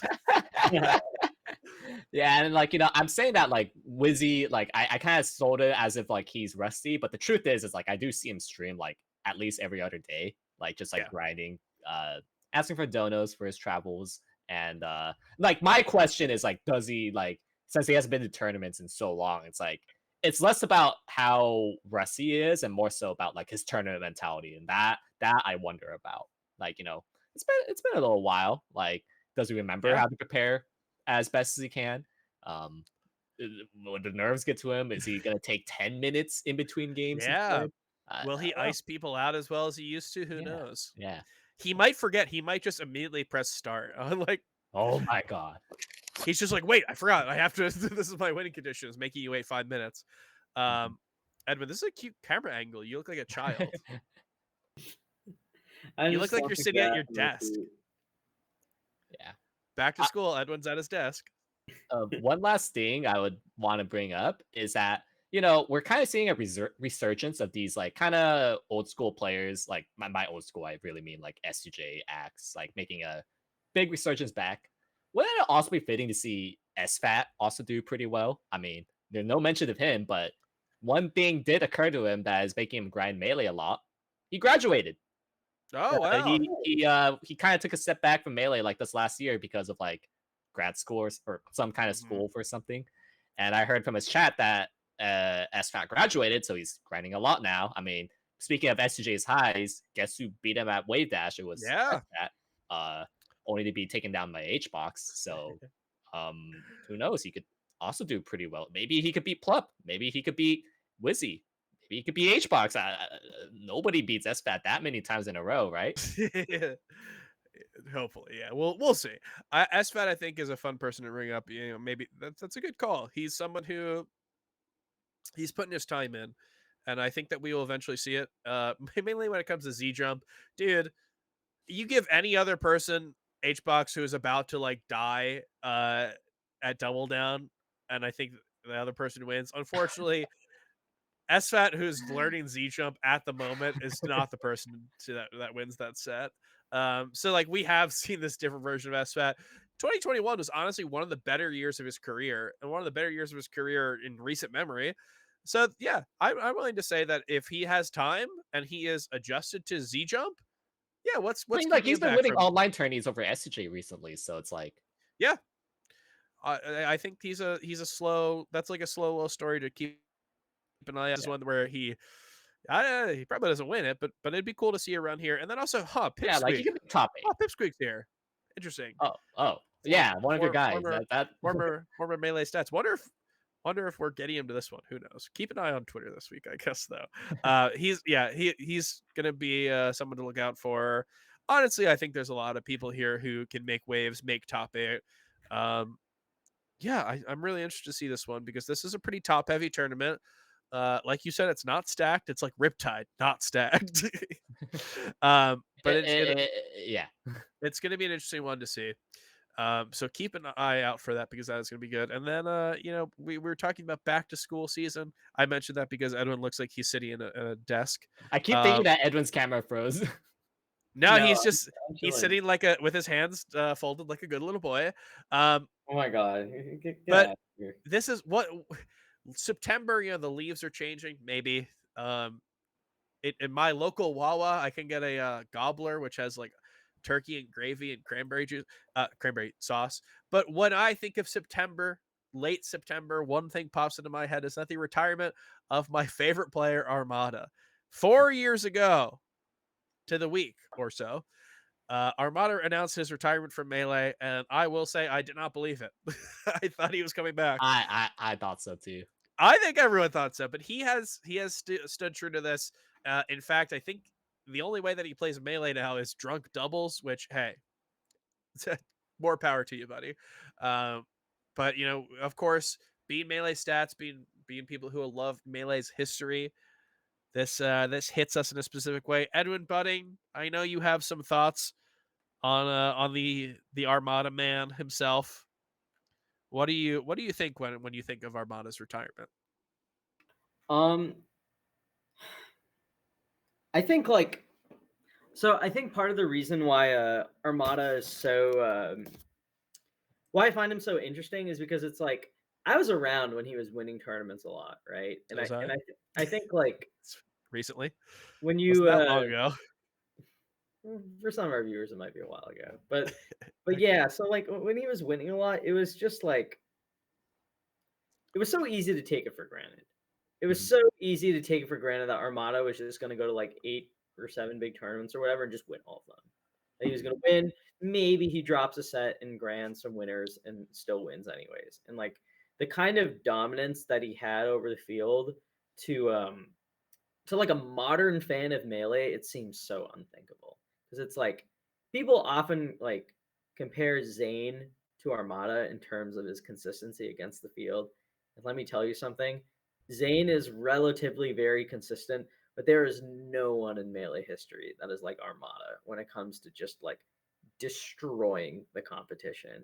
And he had winning records on everyone when he was active, very rare. Like even in his number 1 years, you could find people that were difficult for him, like, going back and forth or having stretches where they take multiple sets in a row. But like, I think like on the numbers, just his kind of dominance when he was active in any kind of long-term capacity it's just like reviewing it now, like years later when the scene has kind of like moved into a different place. It's almost like you kind of tend to memory hole some of these things sometimes, and revisiting them like gives you a deeper appreciation for like not just like what the scene used to be, but like the people in front of it, right? Like if we're being real, like when he was around, there's just nobody like him. And even watching his gameplay footage, I wrote a very big column on Armada 2018 Armada, analyzing his gameplay, talking about what he did well, what's changed in the metagame since he gone.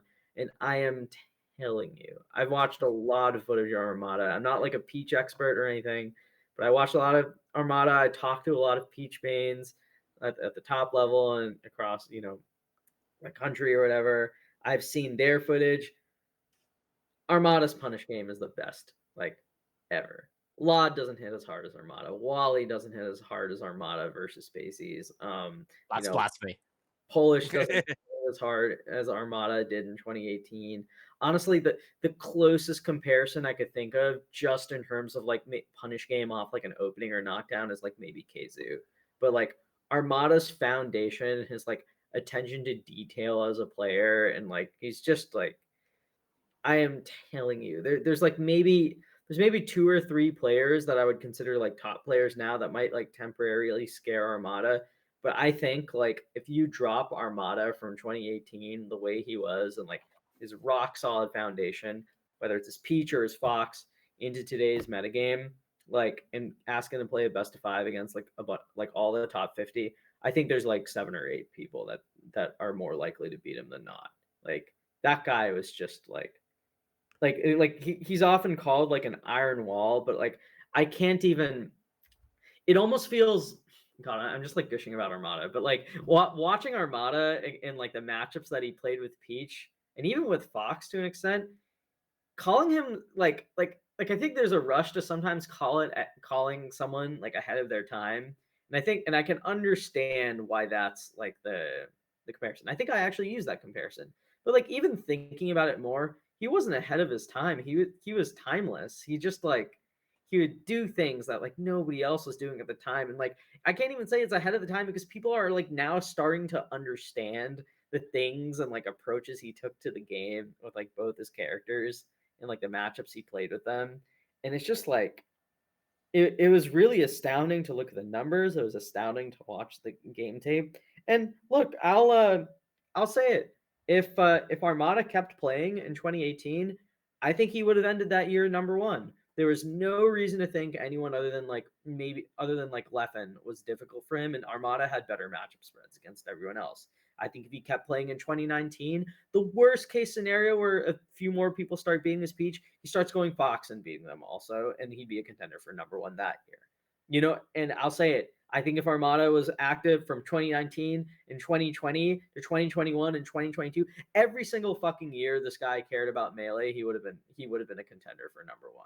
I think if he were still active, if Mango doesn't win Summit 11, if Mango doesn't steal the crown of 2021 in the most miraculous way possible, I gotta say, I don't think this is I think he'd still be the greatest player of all time. And while I don't think of him as that because of like those circumstances that happen, I also sometimes wonder like, what if he still is? What if he could just come? Like, what does that say if he could just come back and like be 99% of the top level? It's just incredible. It's so hard to explain to people who weren't around at the time, and I just regret that I regret that I didn't like recognize it for what it was in the moment more. But KoDoRiN, it's a treat. KoDoRiN, top 10 player in the world. How do you react to this statement of saying that Armada could come back today and whoop everyone? Yeah, I think it was like 7 or 8 people that he doesn't beat in first try. Yeah. I think he would if peak Armada came back today. Yeah, he would still do extraordinarily well. Wait a second. We had you on because you were supposed to be like, no, he gets washed. He loses to Skurzo. Because I think he beats everyone. And everyone thinks he beats everyone. We can't have 3 people who think that he beats everyone. KoDoRiN, so like I don't think he would be number 1 if he were to come back now. This year? I also so it's like, here's the thing is that Armada, like, even when he like during the time that he was quote unquote retired but played friendlies here and there, I saw him play like exercise for like 3 hours. Like he was still like playing a shit ton. So Yeah. it's like that guy's dedication to the game was unreal. Like, and that's like the main thing that like I recognize, like when I recognize like, oh, this is like a mark of like a top player right here. It's their dedication and craft to the game. And Armada's craft was unparalleled. Like he put in more time than basically everyone else. Like I would go as far to say he would put in more time in Melee than like, if you exclude the top 5, like the bottom 5 of top 10, he probably put in more time than all of them combined. Maybe. Like, cause dude, that yeah. guy like would just abuse that poor Falcon for like 8 hours a That day. level 1 Falcon CPU, yeah, he wouldn't even look at chat, and he would 0 to death that guy or he wouldn't even look at screen. He'd just read chat and 0 to death Yeah. that poor CPU. I don't do that. I don't do that. And you know, one day I hope like here's the thing is that like I don't like the reason why I don't think he's the GOAT is because like I do think he has the potential, but it's like the same thing where it's like I also think PPMD has potential, but it's like that's not really the relevant question when it comes to the GOAT arguments. Is that like Mango's earned it because he's still playing to this day, but when it comes to potential though it's like Armada obviously like he would still it'd be so good for the game if he like came back and like the storylines are revived and like we have Armada dominating the competition today. Like Edwin said, timeless. And like at least his Peach. I wouldn't really go as far to say that for his Fox, but I think there are things he did with the Fox that would translate really well to the way the meta developed. But I think for sure, like like the weird thing is like I think Armada's Fox is very clearly a secondary Fox, just in my opinion, in terms of like doing all the stuff he found annoying. But I think his approach to like Fox's combo game and like the way he would seek openings is a lot more in line, ironically, with what I think like the top Foxes are starting to head toward today. Like if I were to put it in like really broad terms and like admittedly a little like oversimplifying, I think Armada played Fox like Fox was easily the best character and that there was nothing you could had do like stop it. Plup Fox vibes, where it's like he played it with hate in his heart. Yeah, like IBDW. I think Ambi's quote was, "If Armada enjoyed playing Fox even a little bit, we get IBDW like several years early." Yeah, I mean it's hey, do you remember when IBW had such trouble versus Marth, and then he did a big Armada lesson thing, and then suddenly he was like beating Spud and stuff like this. Like one of IBW's like big matchups before he really became a player was that he was like, oh, a Fox that's good at the Marth matchup. That was like something that people looked at him for. Yeah, how could this happen? And okay, I want to be clear on two things. One, that talking about how Armada should come back to play Melee, it's probably why he's never going to come back. Yeah, and then right. two, say that Armada would whoop everyone while he hasn't played in 4 years might make Mango retire. Now, with these two things said, I do think Armada's the GOAT. That one I am not supporting. I do think Armada is the GOAT, but this is not a GOAT conversation, of course. We're talking about how well he would do today. And then there's a couple ways that you could look at this. If Armada went to Big House, just with the current practice that he's on, which I believe is playing doubles when you're drunk, I don't think he comes back and whoops everyone, right? No. Like the thought experiment that we use for this might be this type of thing of like, if he comes back as an actual return that he wants to make. And that's interesting because the way that we see Armada in today's meta, I think is shaped a lot by the fact that like you don't have to worry about Armada, right? Zayn this weekend did beat 2 Peach players, but it did not show me a mastery of the matchup that would make me feel good against Armada. Like when everyone said Armada would like get destroyed by Zayn, obviously Zayn doesn't have to focus on the Peach matchup, but he's lost a lot. He lost to Wally, had a close set. Can I say something about that? Please like, go ahead. I think like Zayn would destroy, like come back like 2018 Armada form, like versus 2022 Zayn. Like yes, he would destroy Armada, and then Armada would make like very fast adjustments like 2 sets later, and then it's like and we see like because like that's the thing is that like it's not really about the current form I'm thinking about. I'm thinking about the work ethic. Yeah. Okay. So KoDoRiN, I love this because I agree when like in a general sense when people say, yeah, dude, he just dodged Zayn and Wizzy. I'm like, okay, he'd probably lose to Zayn, he'd probably lose to Wizzy, but I think that he wins like he goes like 7-2 on the year with them or something, right? Yeah. Like I feel very confident in Armada if he didn't retire. I feel very confident that these would be threats, but that he would be able to like I don't think that he suddenly has like thorns at his side where he like can't beat Zayn ever. Yeah, and I don't know. It's interesting, right? Like, it's just a thought experiment. How does he do today? Probably pretty damn well. We've seen him do well versus HBox at the last year of his career. That was like a really rejuvenated Armada versus HBox, where like I think he won 5 out of 6 sets. And there's nothing that makes me like there's nothing today that makes me go, okay, HBox would destroy his Fox. Like, no, I think it'd probably still be Yeah. Armada favored. And we're talking so much about like the current old heads like S to J and Axe coming back doing like they're Yeah. kind of having a little resurgence. What makes you think Armada wouldn't do it? Yeah, right. worse? Yeah, I think like the really interesting thing is like we start with like there's kind of like two approaches, right? Like what if we take 2018 Armada and just dump them into 2022? Then there's kind of like, you know, what we referenced before, like, well, what if you drag Armada off the street right now and ask them to play some, which I don't think is like indicative of like how, you know, Armada's skill or whatever, right? Or in a capacity that we care about, right? But I think that what KoDoRiN is talking about now, and I think what we're talking about is like, let's say Armada comes back and his heart is in competing, and he has like a year to attend these tournaments. Yeah, I think you just based on everything we've seen, you'd be foolish to deny that he wouldn't immediately like he doesn't have the foundation to be the best player in the world. Yeah. It does get scary looking at these matchups because I'm like, you go through the top players, and it really takes a bit for you to find someone who you're like, no, like he whoops Armada.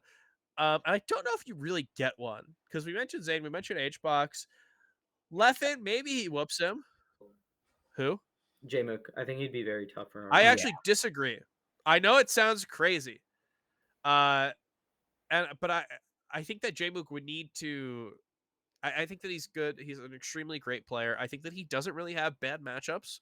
You know, say what you will about him losing a set to Axe and losing to Amsa. I do think that he figures that out eventually.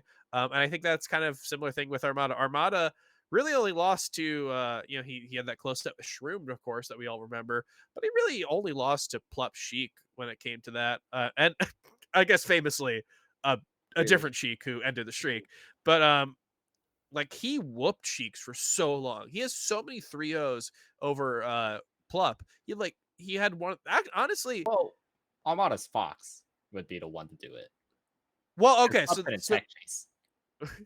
Well, this is the interesting thing is that when Plup finally won his first set, then the Fox came out. But for years, Armada had an incredibly great win percentage. I mean, obviously he won, he didn't lose sets, but just in terms of games, he wasn't dropping games to Plup Sheik for a while. Mm-hmm. He was so good in that matchup until Plup finally took a set. And then the Fox, dude, okay, the Fox is the thing where we start to talk about. If the Fox plays 2022 Fox Sheik meta, that I'm a little feel better about.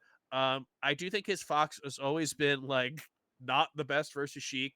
A very like utilitarian, very like Yeah, I have that's to that would have been my concern. yeah.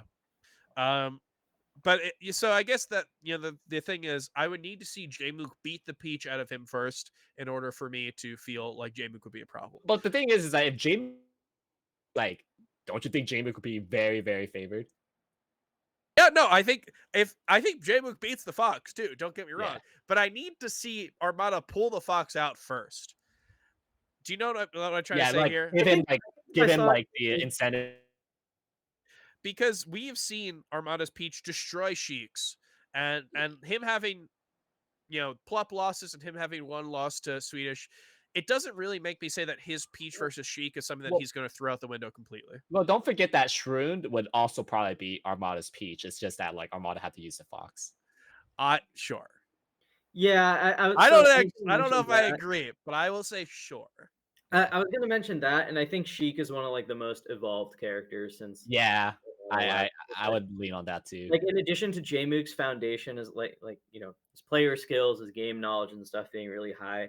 I think he I'm not saying Armada couldn't adapt and make it competitive over multiple sets, but I think he would have to adjust. I think Jmook's like familiarity with a few very like modern things in the meta and his approach to Sheik and just like his approach to playing makes him, he's kind of like KoDoRiN. I'm actually curious to hear your thoughts on this. I feel like Jmook is kind of like his like approach to the game, his like attention to detail, and his like what he notices like the other players doing is very like in like a weird way. He's kind of like, I know he plays a different character, but he kind of reminds me of where like PP was, like in terms of like what to to like his approach to the game and like how he. J-Mook is a Yeah, mystery I to think me. those two actually share quite a bit in common. I don't like. I can understand why his tech skill is very good. Like that, like his musician background, how he practices, like that stuff makes sense to me. Mm-hmm. The way how he thinks about the game, Yeah, I what is can't the tell vibe you. that what is he like play? You've played him in tournament multiple times, and presumably. Yeah, like he just like he's like the perfect blend of like knows their EVs very well and outplays you as a player. Because usually you have the Sheik that kind of goes too far in one way. Mhm. Like you have like the NTK type of Sheik that like plays the positions a little bit too much, where to the point where it's predictable. And you have like the Shroom then in the spectrum where like yeah he's really good at outplaying the player, but he does not play positions very well. Like that kind of thing. And J-Mook is like that perfect in between where he plays both positions and outplays you really well. I can't tell you how he figured all that out. That stuff's a mystery to me. But the fact that he understands those two like concepts, those two core concepts of understanding positions and like outplays really well, Yeah. that's what makes him like, if not top 3. Wait, how do you think him and we've kind of talked about this a little bit like off stream also, but like how do you think him and Leffen would have developed? Because I rivalry that's been I think there's a tendency to sometimes retcon Leffen versus Armada as like different than it actually was for most of their. Yeah, I mean, okay, first off, let me just put a button on this. Peach versus Sure. J-Mook versus. I think J-Mook is amazing. I think J-Mook is one of the best players playing today. I think that he has so many skills in matchups that we just don't see from other Sheiks. Also, like we've seen him have really close set with Lod. We've seen him lose to characters that he doesn't really know extremely well. And as much as like the big losses to Sheik stand out, I'm not willing to say that Peach Sheik is one of Armada's worst matchups because that was a matchup that he excelled in for so long. But yeah, I don't know. If it's 2018 Armada, J-Mook beats him. If it's 2022 Rejuvenated Armada, I think it might take a little bit to crack and then becomes a long-term problem. But yeah, Leffen, that's a tough thing because we've seen Leffen Armada sets go really streaky. Like it'll just be Yeah. years where it's Leffen winning. It'll be years where it's Armada winning. And I don't know what the future necessarily holds for that. I definitely think that in the time since 2018, we've learned a lot more about Fox Dittos. Maybe that's not entirely true, but I remember that the idea in like 2016 so was that like Armada and Leffen were playing Fox Dittos at a level that no one else could hit, and that if you were like anyone but Leffen, your Fox wouldn't beat Armada. To the point where like I think when was it Battle of Five Gods when Mango did it, right? Mango did it at some point. And that was like thought of as a really big thing, which is a very funny thing to think of now. But yeah, I do think that Armada's Fox is always going to be a question. I think it's like really good and maybe even underrated at this point, but it learning all the things that need to learn, it keeping up with the meta as it evolved, is maybe not something I like give to Armada as much as I would give to Leffen. So that's a tough one. What do you think about that one, KoDoRiN? Can you reframe the question again? Edwin? Basically, how do you think Armada Leffen would have developed?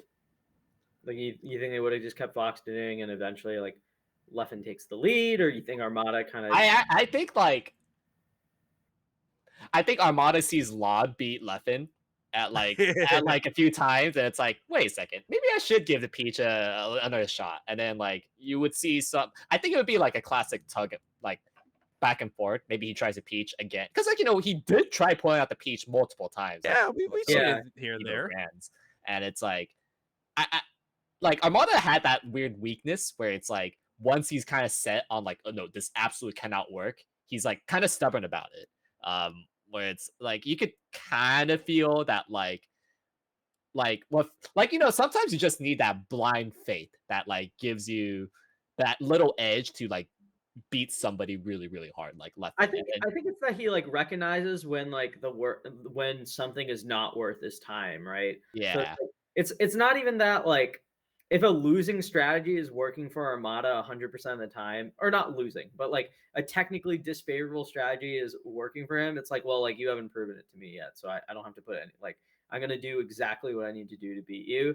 But like I will say, Armada was never one to like the moment something stopped working and he saw a better strategy and he had to like his hand was forced, he would go to it and then like immediately just start destroying the opponent, right? Like Yeah.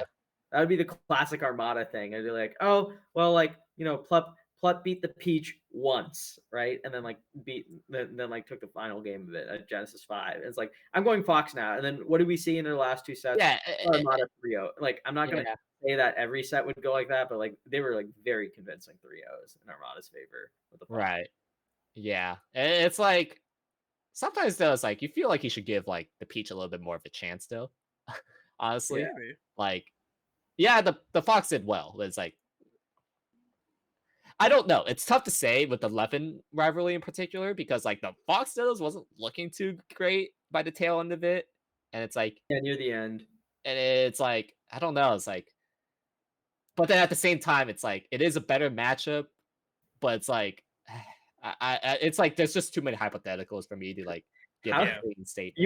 You want to know the craziest one? Sorry, I feel like we could talk about this forever, but like I think him versus Mango is the funniest one to predict because like the most recent Peach Fox or Fox Peach era of the rivalry was like not close. Like Mango won Royal Flush, but Armada beat him like for most of the dedicated like classic Yeah. Mango Fox versus Armada's Peach. Armada's Peach like had his number. It was the only But time that's all they think about is Royal Flush. yeah, the only time that I would Or ever Big say that House, Mango, Big like- House 6. Yeah, the only time I would say that Mango ever had like the solid advantage for like any sustained like not counting like 2009 where they played at Genesis 3 sets at Genesis or whatever. Like for sustained periods of time.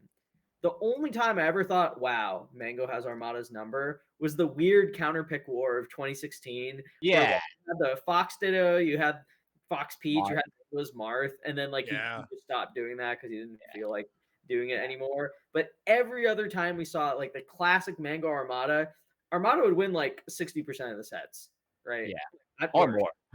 Yeah, honestly, like if we're talking just Fox Peach, like you probably won more than that, or like around, or I don't know. But like, and then like near the end, they did Falco Peach for like 3 sets, where Mango took 1 and then Armada took 2. We never saw that develop. So that's what I'm curious about. What would have happened with Mango Armada? Were they gonna do Falco Peach for like 3 years where we just see Armada just continuously wash Mango? Does Mango bring it even before going back to Fox? What would have happened? In the interest of Mango liking us, which I He's a would like. patron. Yeah, he is a patron. He did recognize me, which is nice, and like did not tell me he hates me. In the interest of keeping that relationship good, and then also in the interest of keeping this podcast to a reasonable length, I will not speak on this. I will not say that someone who's been retired for 4 years would have an advantage against someone who's like literally won majors in the time that he's left. But I will say you can look up all the set data on Wikipedia, on PG Stats, on a lot of different things, and you can make your own decision from there. How about this? Let me make it clear. I think 2020, when I was mentioning the players that would first sure beat 2018 Armada, I think 2022 Mango would be favored. How about this? As a way to end this conversation, because otherwise we're just going to gush about Armada forever. As a way to end this conversation, let's do the exact opposite of what I just said. Let's take a player of the top whatever you want to call it. A top 5, top, whatever. Let's take a current day player of that ilk and say who HBox, sorry. HBox is good? Say who Armada would do the best versus. You might have my answer, which is Amsa's not the fun. Amsa's the right answer if you count Amsa, but I'm gonna say HBox. I think that current day Armada versus HBox, dude, it's the same exact thing. He wins 3-1, like again, like it's just he's gonna keep doing it. That's my answer. This is your number one week. Just remember that. I'm a doubter of HBox being number 1 this year. Yeah, well, hey, the reason why HBox has a good chance of being number 1 this year is because he It's doesn't have 'cause to worry no about Armada. KoDoRiN, who do you think Armada has the best chance versus of the current like top players? Wait, I would say just to clarify, you're talking long term or 2018 Armada? Say he comes back at Big House. He's like, I played Melee the other week and I liked it, so I played it for a week straight, Okay. and I'm going to be playing. I don't know why my mind is immediately thinking this, but I'm gonna say Plup. Oh, Wow, that that's was fun. unfortunate. I thought you were going to say Cody, which I think wouldn't be a crazy answer.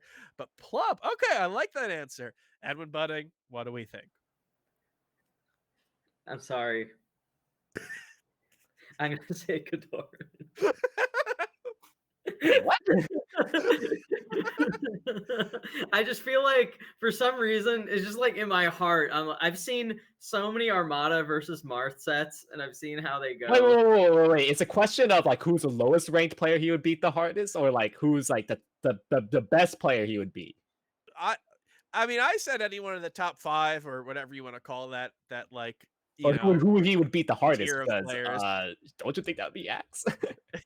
Well, okay. Well, how about this? When I'm thinking of players, I'm thinking of people who have won majors this year and Jmook. That's what I thought. Now, I didn't. You can use your own description. Hey, maybe It's like, it's whoa, Edwin. maybe it's a Yeah, 'cause compliment I that think you've the been top, I think included. the top 7 are pretty hard, like for 2018 for first shot, right? Like I That's think what that's makes it fun. okay. If I'm That's what gonna this. stick to them, I'm gonna go with the usual very safe dash dance grab pick. I'm gonna say Amsa. I think Okay. Amsa. All right. Well, it's the smart choice. I didn't say it had to be the fun choice, but I appreciate that answer. I think all around, I thought KoDoRiN, I thought we were gonna get you on, and you'd be like, "No, I'm Yeah, top 10 KoDoRiN, right come on, now. try to go Armada would you. be No, I trash." literally DM'd you, Edwin, saying no, I would get farmed. Edwin, you're keeping this valuable information from me. I'm trying to. I'm giving you props, telling you that H boxes should be scared of you in bracket. I'm trying to play the. I'm trying to play the other side of the. I'm trying to play the dark side also and keep you guessing. All right. Well, we might have to talk about this after the show ends, but before that, we've got a few more segments. We are nearing the end of the episode, and of course, our as one of our last segments, we have our patron questions. Every week, we have a guest on. We have people on the Patreon can ask questions to be answered by our lovely guest here. So, KoDoRiN, we have a question here from Melee Stats patron Melee Stats. Honestly, the most likable person associated with Melee Stats. He is, I think we're still calling him our intern, which is very funny. He is SoCal's very own SF. Seth. He My guy. asked who. I go.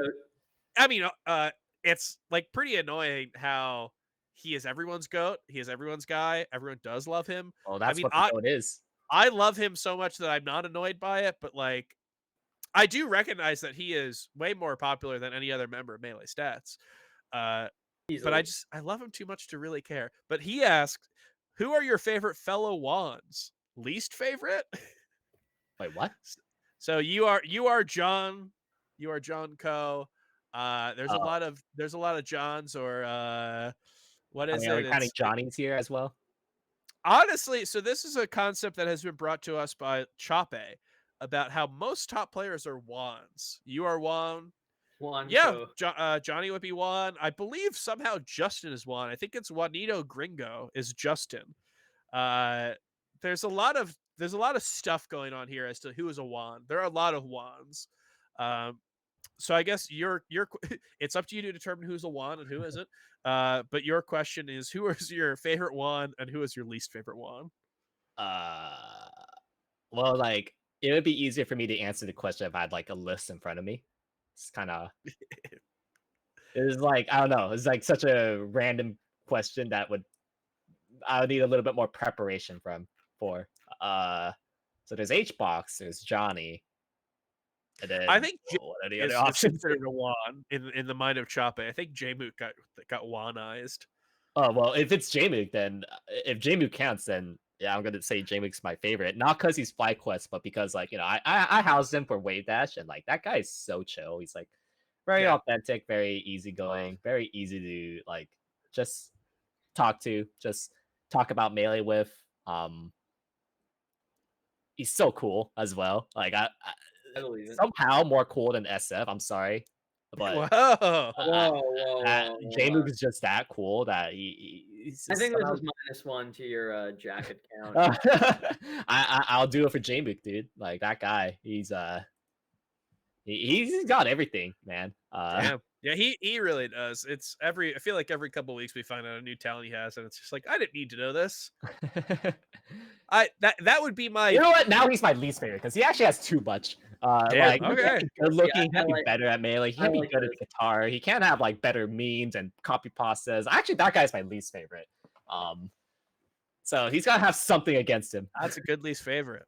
Do you have a new favorite now? Yeah, I guess. Well, I gotta know more of my options more than just like three. You got Neds, Juan Garcia. Yeah, but I never really talked to him, so.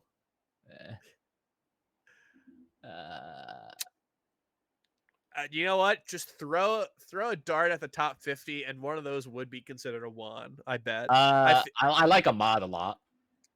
Sure, I don't really see how that's a wand, but great answer, Ahmad.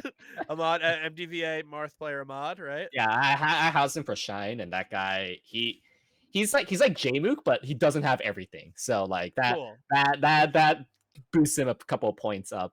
Where he's also very chill, plays Marth, so that already gives him like a lot of points for me personally. But so favorite wand is Ahmad. Least favorite wand is J-Mook, Jake. Jake Dorado. Okay. Yeah, sounds no great. context. Edwin, I think you've got a question, right? Yeah, this one's from Anaconda, another Marth player. Mm-hmm. What do you think you do better than Zayn and other top Marths, and vice versa? Big question. I do not do very many things better than Zayn. That is like right now one of my goals for 2022 is to eventually is like set myself very distinguishable from Zayn, and that is I've come up with some recent practice plans on how I could do that. But at the moment, the reason why I do not do very many things better than Zayn is because my speed is not at his level yet. Where like he's much faster, and therefore by default he is like better than me in almost every way possible. Now that being said, there are some few notable things I do slightly better than him. Like I know some micro positions a little bit better. I probably find tipper positions a little bit better than him. Like I think like I have a little bit more confidence in my soul reads than him. Like when I know a person, I really know them. I think maybe I'm slightly better than him at that regard. I guess I know the Luigi matchup better than him because of all my Luigi experience. Although that's like not too relevant right now, but there's that, and that's why like the gap between us is like very very big. Like I'm not gonna toot my own horn yet too hard on this until like I could finally say that like, oh yes, this is like the things that like I'm distinguishable above Zayn. Because honestly, like just quite honestly speaking, I can't really say that right now that like I am above Zayn, because like my skill level right now is not sufficient to make that claim. But my goal for 2022 is like I hope that like once I am as fast / faster than Zayn, there will be some things that will become more apparent. Can't wait to see it. I like the insight there, because I feel like there's some stuff that doesn't.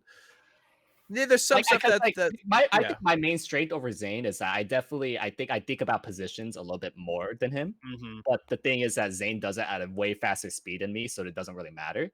But like once my speed is there, it's like I think my positional knowledge will really shine. I love to hear this type of stuff. Sorry, I love to hear this type of stuff because I think that it's clear when watching both of you play that you play differently, but maybe not everyone's able to pinpoint everything that's different and how it's different. Yeah, so like, it's great to hear it. But like it's usually not in a good way. Like, oh wow, me and Zayn play things different. Well, by default, Zayn's is better because he's faster. When I think like once I'm like at around his speed, if not faster. Like I think that narrative will change a little, but yeah, that's like my current thoughts about it. Yeah, I will say it's interesting hearing your answer on this because I've watched you both for a while, and I think there's sort of like, for a long time I just kind of watched Zayn to study Marth and like no one else, and I think it's been a real treat, like especially this year, to see kind of your style develop a little more. Like I notice you move a lot more fluidly now and like faster than you than you used to like in the past. I think like your approach to the game has clearly changed. It's been really interesting seeing that style for you like develop. And the crazy thing is that it's still not enough. Like I've gotten so much faster Oh, the since level's so high, right? last year that like it's still not enough for it to be like more distinguishable than Zayn. So it's like that's just like how hard of a game Melee is, and just like how much work I have to do. Like I'm not saying this to like put myself down necessarily, Yeah. just like as a matter of fact that like yeah, Zayn's better than me for like these various reasons, and I hope that one day I could rectify those problems. Well, on a lighter note, we have another question. This is from Curly W, and she asks, "Who is your favorite bespectacled?" Oh my God, who's your favorite anime character that has glasses? Bespectacled, bespectacled, bespectacled, bespectacled. Who are notable anime characters that have glasses? Just imagine someone who's doing this. The thing is that like I actually don't really like watching sports anime very much. Okay. Because like I don't really relate to their journey very well. Somehow. You're a competitor yourself. Yeah, which is weird. You would think I would know better, but like it's like I don't know. Also, people think that I watch a lot of anime. I really don't. That's also a little weird tidbit about me, is that like I actually don't watch as much anime as you think. People might think that, and I don't blame them for thinking that way. But honestly, I'm more of a sitcom watcher than an anime watcher. Been watching a lot of BoJack Horseman lately. That show has been. Well, I mean, there's a character with glasses in that. Diane. Diane has glasses. Is that your answer? No. Okay. All right. How about this? Throw anime out. Any character, fiction, non-fiction, anime, cartoon, live action, just anything you want. Favorite character with glasses. I think the glasses here is the more trickier stipulation, if I'm being honest. Oh God. Okay.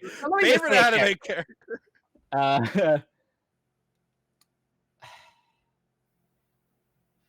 I didn't expect it to be this the question. Yeah, I also. It's like, what do you two immediately think of? Okay, how about this? You take your time to think about this. Edwin has a question that's about Marth. It's going to be perfectly in your wheelhouse. You're just going to flow with information. And then while you're doing that, at the end, we'll see if you have an answer for this favorite glasses character. Yeah, this one is from Louise. She subbed lately. Thank you very much, Louise. KoDoRiN, who do you find to be the most challenging opponent for yourself personally, and why?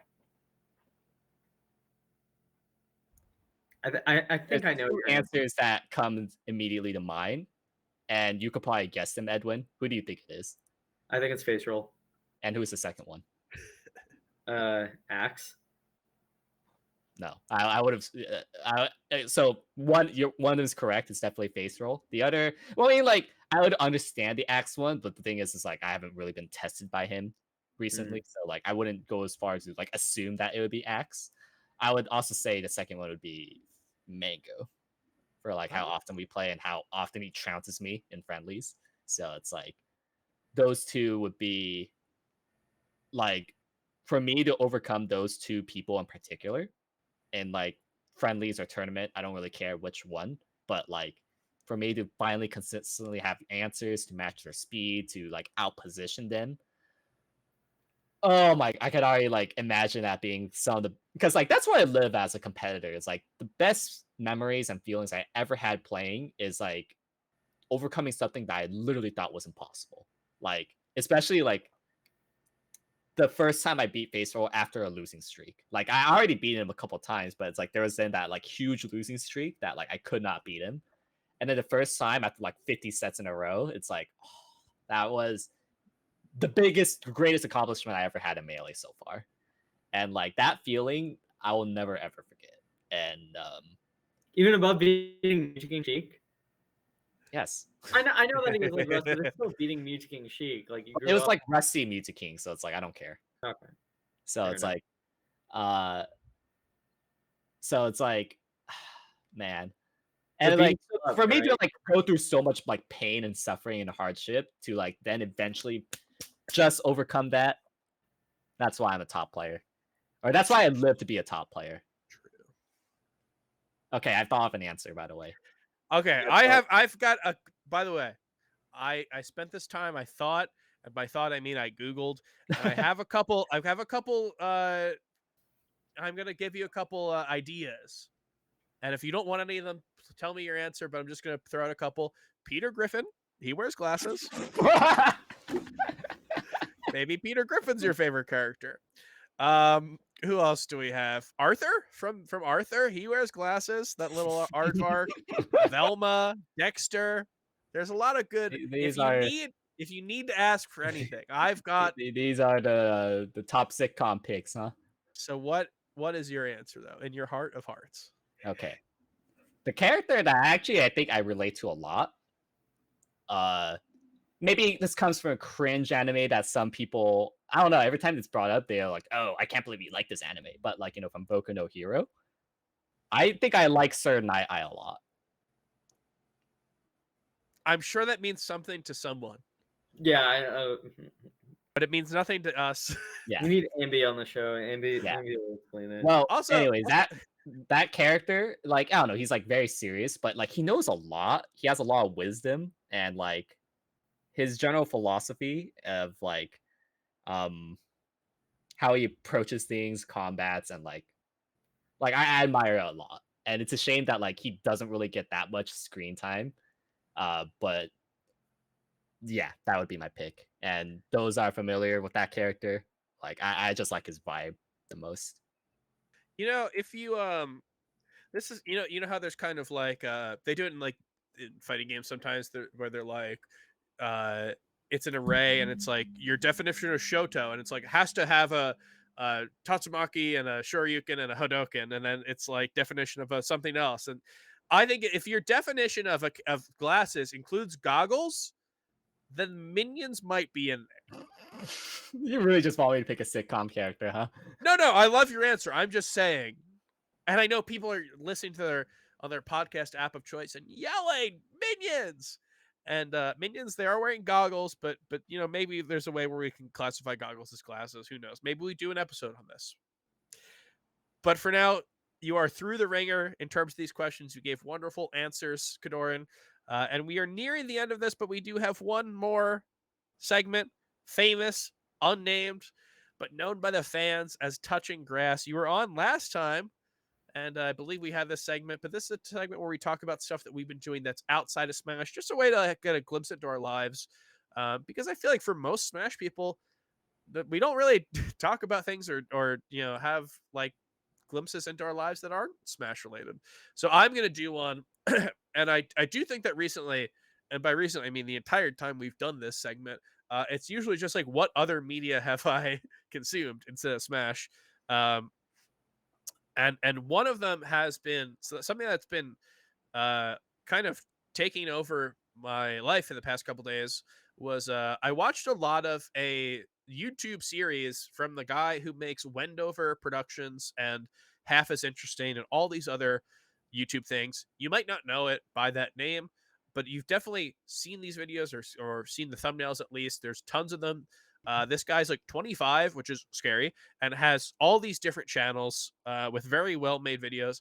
So he did a thing where him and his friends, they did a bunch of travel-related games, kind of like there's like little like challenges involved. There's like it's kind of like a tag game currently.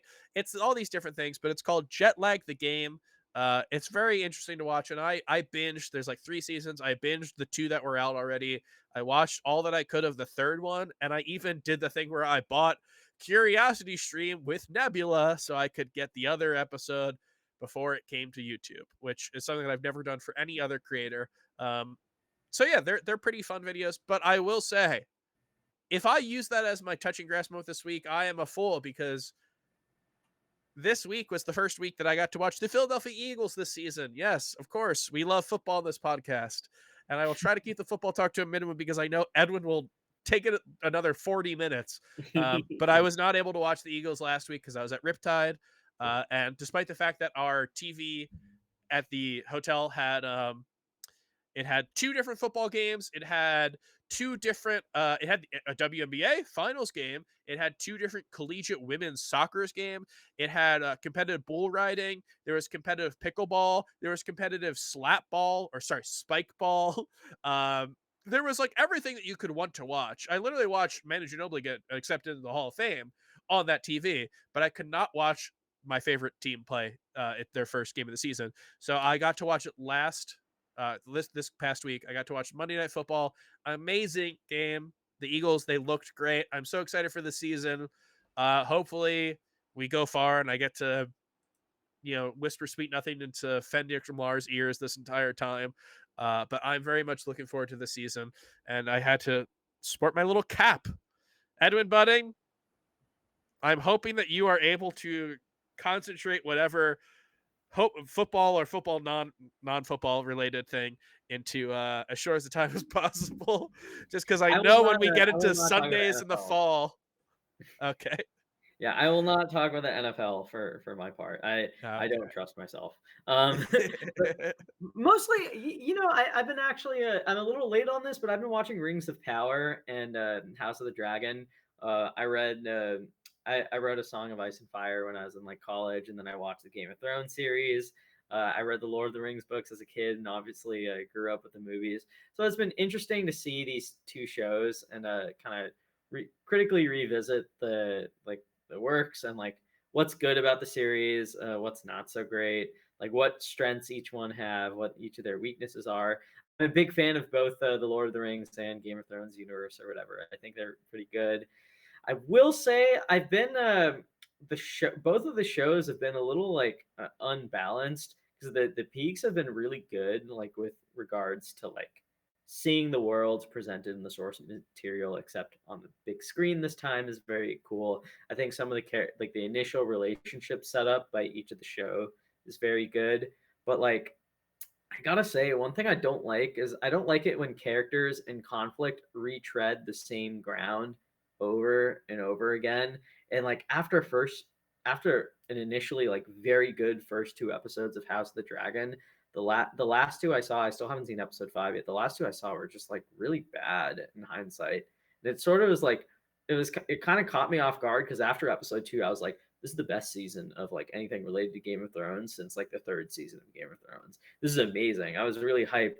And then the last two episodes, it's just like such a nosedive in quality. But yeah, I've been watching both those shows. I've been revisiting all like my all of these like different YouTube lore videos about like Middle Earth and like Game of Thrones or whatever. So it's been kind of fun revisiting all of that. I want to actually read Fire and Blood. I read The World of Ice and Fire like a long time ago. It was a big influence on my writing. But I want to read Fire and Blood for real this time. Maybe even revisit the Silmarillion another time instead of just watching YouTube videos about it. Yeah, that's what I've been up to.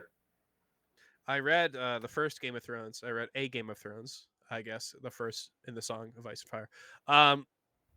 Very horny. Did that influence your writing? What influenced your writing? No, World of Ice and Fire. Okay, that it wasn't horny. That wasn't not horny? really. Okay, not really, you say. Okay. I haven't read all the Monday Morning Marths. I don't know if I missed a kind of blue one. 18 plus. But that's good to hear. Edwin, what character are you in the Song of Ice and Fire world? Tyrion, easy. Okay, you would say that. You would be one of those guys who has the shirt where it's like, I drink and say smart things or whatever. Well, realistically, I think myself included, the way we'd operate in the universe is more like Sam Tarly. I was gonna say, I think we're all a bunch of Samuel Tarlys here. But just in terms of like idealizing our best self, Samwell? Did I make that? I think I like for took me, that from- being a very disappointing member of my family in terms of my professional ambitions, nicely fits the Tyrion archetype pretty well. So that's what the shared pain of being disappointments would be the connecting thread there. Not anything about like being witty or whatever. Maybe we can grow to be some a couple Tomins. Tommen was based. Sure. KoDoRiN, what have you Has been up anyone to? ever said that sentence? Tommen was based. I'm sorry. Well, let's. What have you been up to, man? Before he's gonna keep talking, you just have to shut him I up. mean, like, I have absolutely no idea majority of what you guys were talking about. So That's how this works. That's fine. gonna immediately pivot away from book reading, something that I haven't actually done in a long time. I should get back into it, but I've been going to the gym 3 times a week lately, which I'll tell you the reason why I've been going to the gym. It was because so that I could impress a date, which ultimately did not work out. But I just like invested so much into the gym. I had like a personal trainer like every week, so it's like I already invested so much into it. I might as well keep it up. So that's what I've been doing to literally touch something. I mean, I guess it's not grass, but it's gym equipment. So like you could argue that has tangible benefits. My touching grass moment was watching YouTube. So, well, I did watch the Eagles and they play on grass. So, yeah. So you are doing something cooler than me. I don't know about that for sure, but it definitely has some tangible benefits. Some scientific articles would like to argue, and I would hope that they're right. I've been eating a little bit more. I don't know if you could tell by my stature, but like I'm not. I don't weigh the most, so gaining weight is good for me. And I've been getting into this game more and more called Slay the Spire. Some people think most people think I'm into this game because of Blur. That's not true. The main reason why I got into the game is because of Artosis. Because like I'm an avid follower of him. I keep up with a lot like the super major StarCraft Brewer tourneys, and in one of the podcasts he was like, "Oh yeah, Slay the Spire. Like I got on my phone. It's like super fun. And I love like trying to figure that out. I'm like, huh, okay, I'll try this out." And I know Blur is into it, so like there's gotta be some merit to it. And like one thing I just didn't know is that you could get it on the phone because I wasn't really interested in like sitting down a PC and play anything that's not melee on a PC. I don't know if I'm the only one that has that problem, but I have trouble booting up other games on my PC. So I've been playing it so much on my phone that like I've been grinding upwards to Ascension 20, which is like the highest difficulty in that game after like like 100 hours. Been playing it since like summer, and like right now I'm like I just feel like that constant progression in that game that's like so rewarding and so addicting at the same time. And I play it a lot, especially in flights, where it's like one session's like typically an hour. It's just in like an airplane flight, and that's how like I'm able to take like a red eye and still stay up because I'm just playing Slay the Spire on my phone. So that's been the other game I've been very, very addicted to lately. And oh, my friends in chat. Speaking, yeah, I played Valorant for the first time last weekend. Oh wow! I guess at that game, but yeah. Well, you're on the grind. It is good to hear that you are becoming more like Blur by the day. I that title goes visiting his own little ruins. Blur and I talked a lot about ruins on this very fabled. Okay, I said this, so it was about an hour, maybe a little longer than an hour shuttle from the resort, from the Kalahari resort to the Cleveland airport. I think if we recorded that, I think that goes viral. We were on some ideas. We were going places, man. It was insane. You would have made a video by now about all those topics, these complicated philosophical topics. Yeah, we were explaining some crazy things. He said that if you don't want to be immortal, you're dumb. And I was like, okay, I guess I don't really want to live forever. But did morality come up in conversation by any chance? Okay. This is KoDoRiN. I've had fun in the podcast. KoDoRiN, where can people find you? If people want to follow you, where can they find you? Yeah, they can follow me on Twitter, KoDoRiN at KoDoRiN SSB. They follow my Twitch, my YouTube, whatever. Follow my TikTok. It's tiktok.com/KoDoRiN. Yeah, it was really fun talking to you guys. Of Wait, course, where it's do really we? fun meeting you. Where does the viewer follow us? Well, you can watch us live, twitch.tv/melee stats. If you want to catch the episodes after they air, they're going to be on YouTube at the Melee Stats Archive. If you want to go over to our main channel, it's on YouTube at Melee Stats. That's where we're going to have our long form content. Melee Stats Archive also, by the way, has the pretty sad set where Abe lost his uppy. So you can always watch that if you'd like. We are twitter.com/melee stats pod. We're going to have daily results, and we're going to also be posting stuff about the players who are bringing to tournaments. So as we're getting into the year, into this really fatty part of the year where there's a ton of tournaments, keep an eye out to see who's getting brought out to stuff, and keep an eye to see, results about how players that we had did. It's also going to have links to articles on meleestats.co, such as Monday Morning Marth and When's Melee. And this is new. Last time we had an episode, we didn't have this, but meleestats.co/shop. If you want to buy any Melee Stats merch that you see any of our players rocking at any point, it's going to be on there. And if you just love everything we do and you want to support us, patreon.com/melee stats. KoDoRiN, you've been a lovely guest.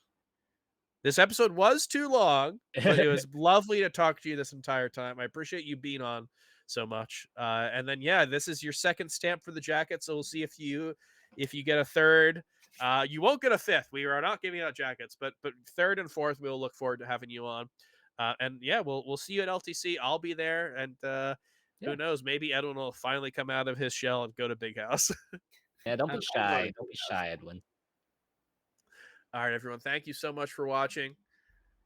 Four-side fights will be next week, but we'll be on the week after to recap LTC and talk about what is going to happen at Big House. It's going to be an insane episode. I can't wait to talk about it, but we will have to wait. See you guys then. Peace. See you guys. Bye.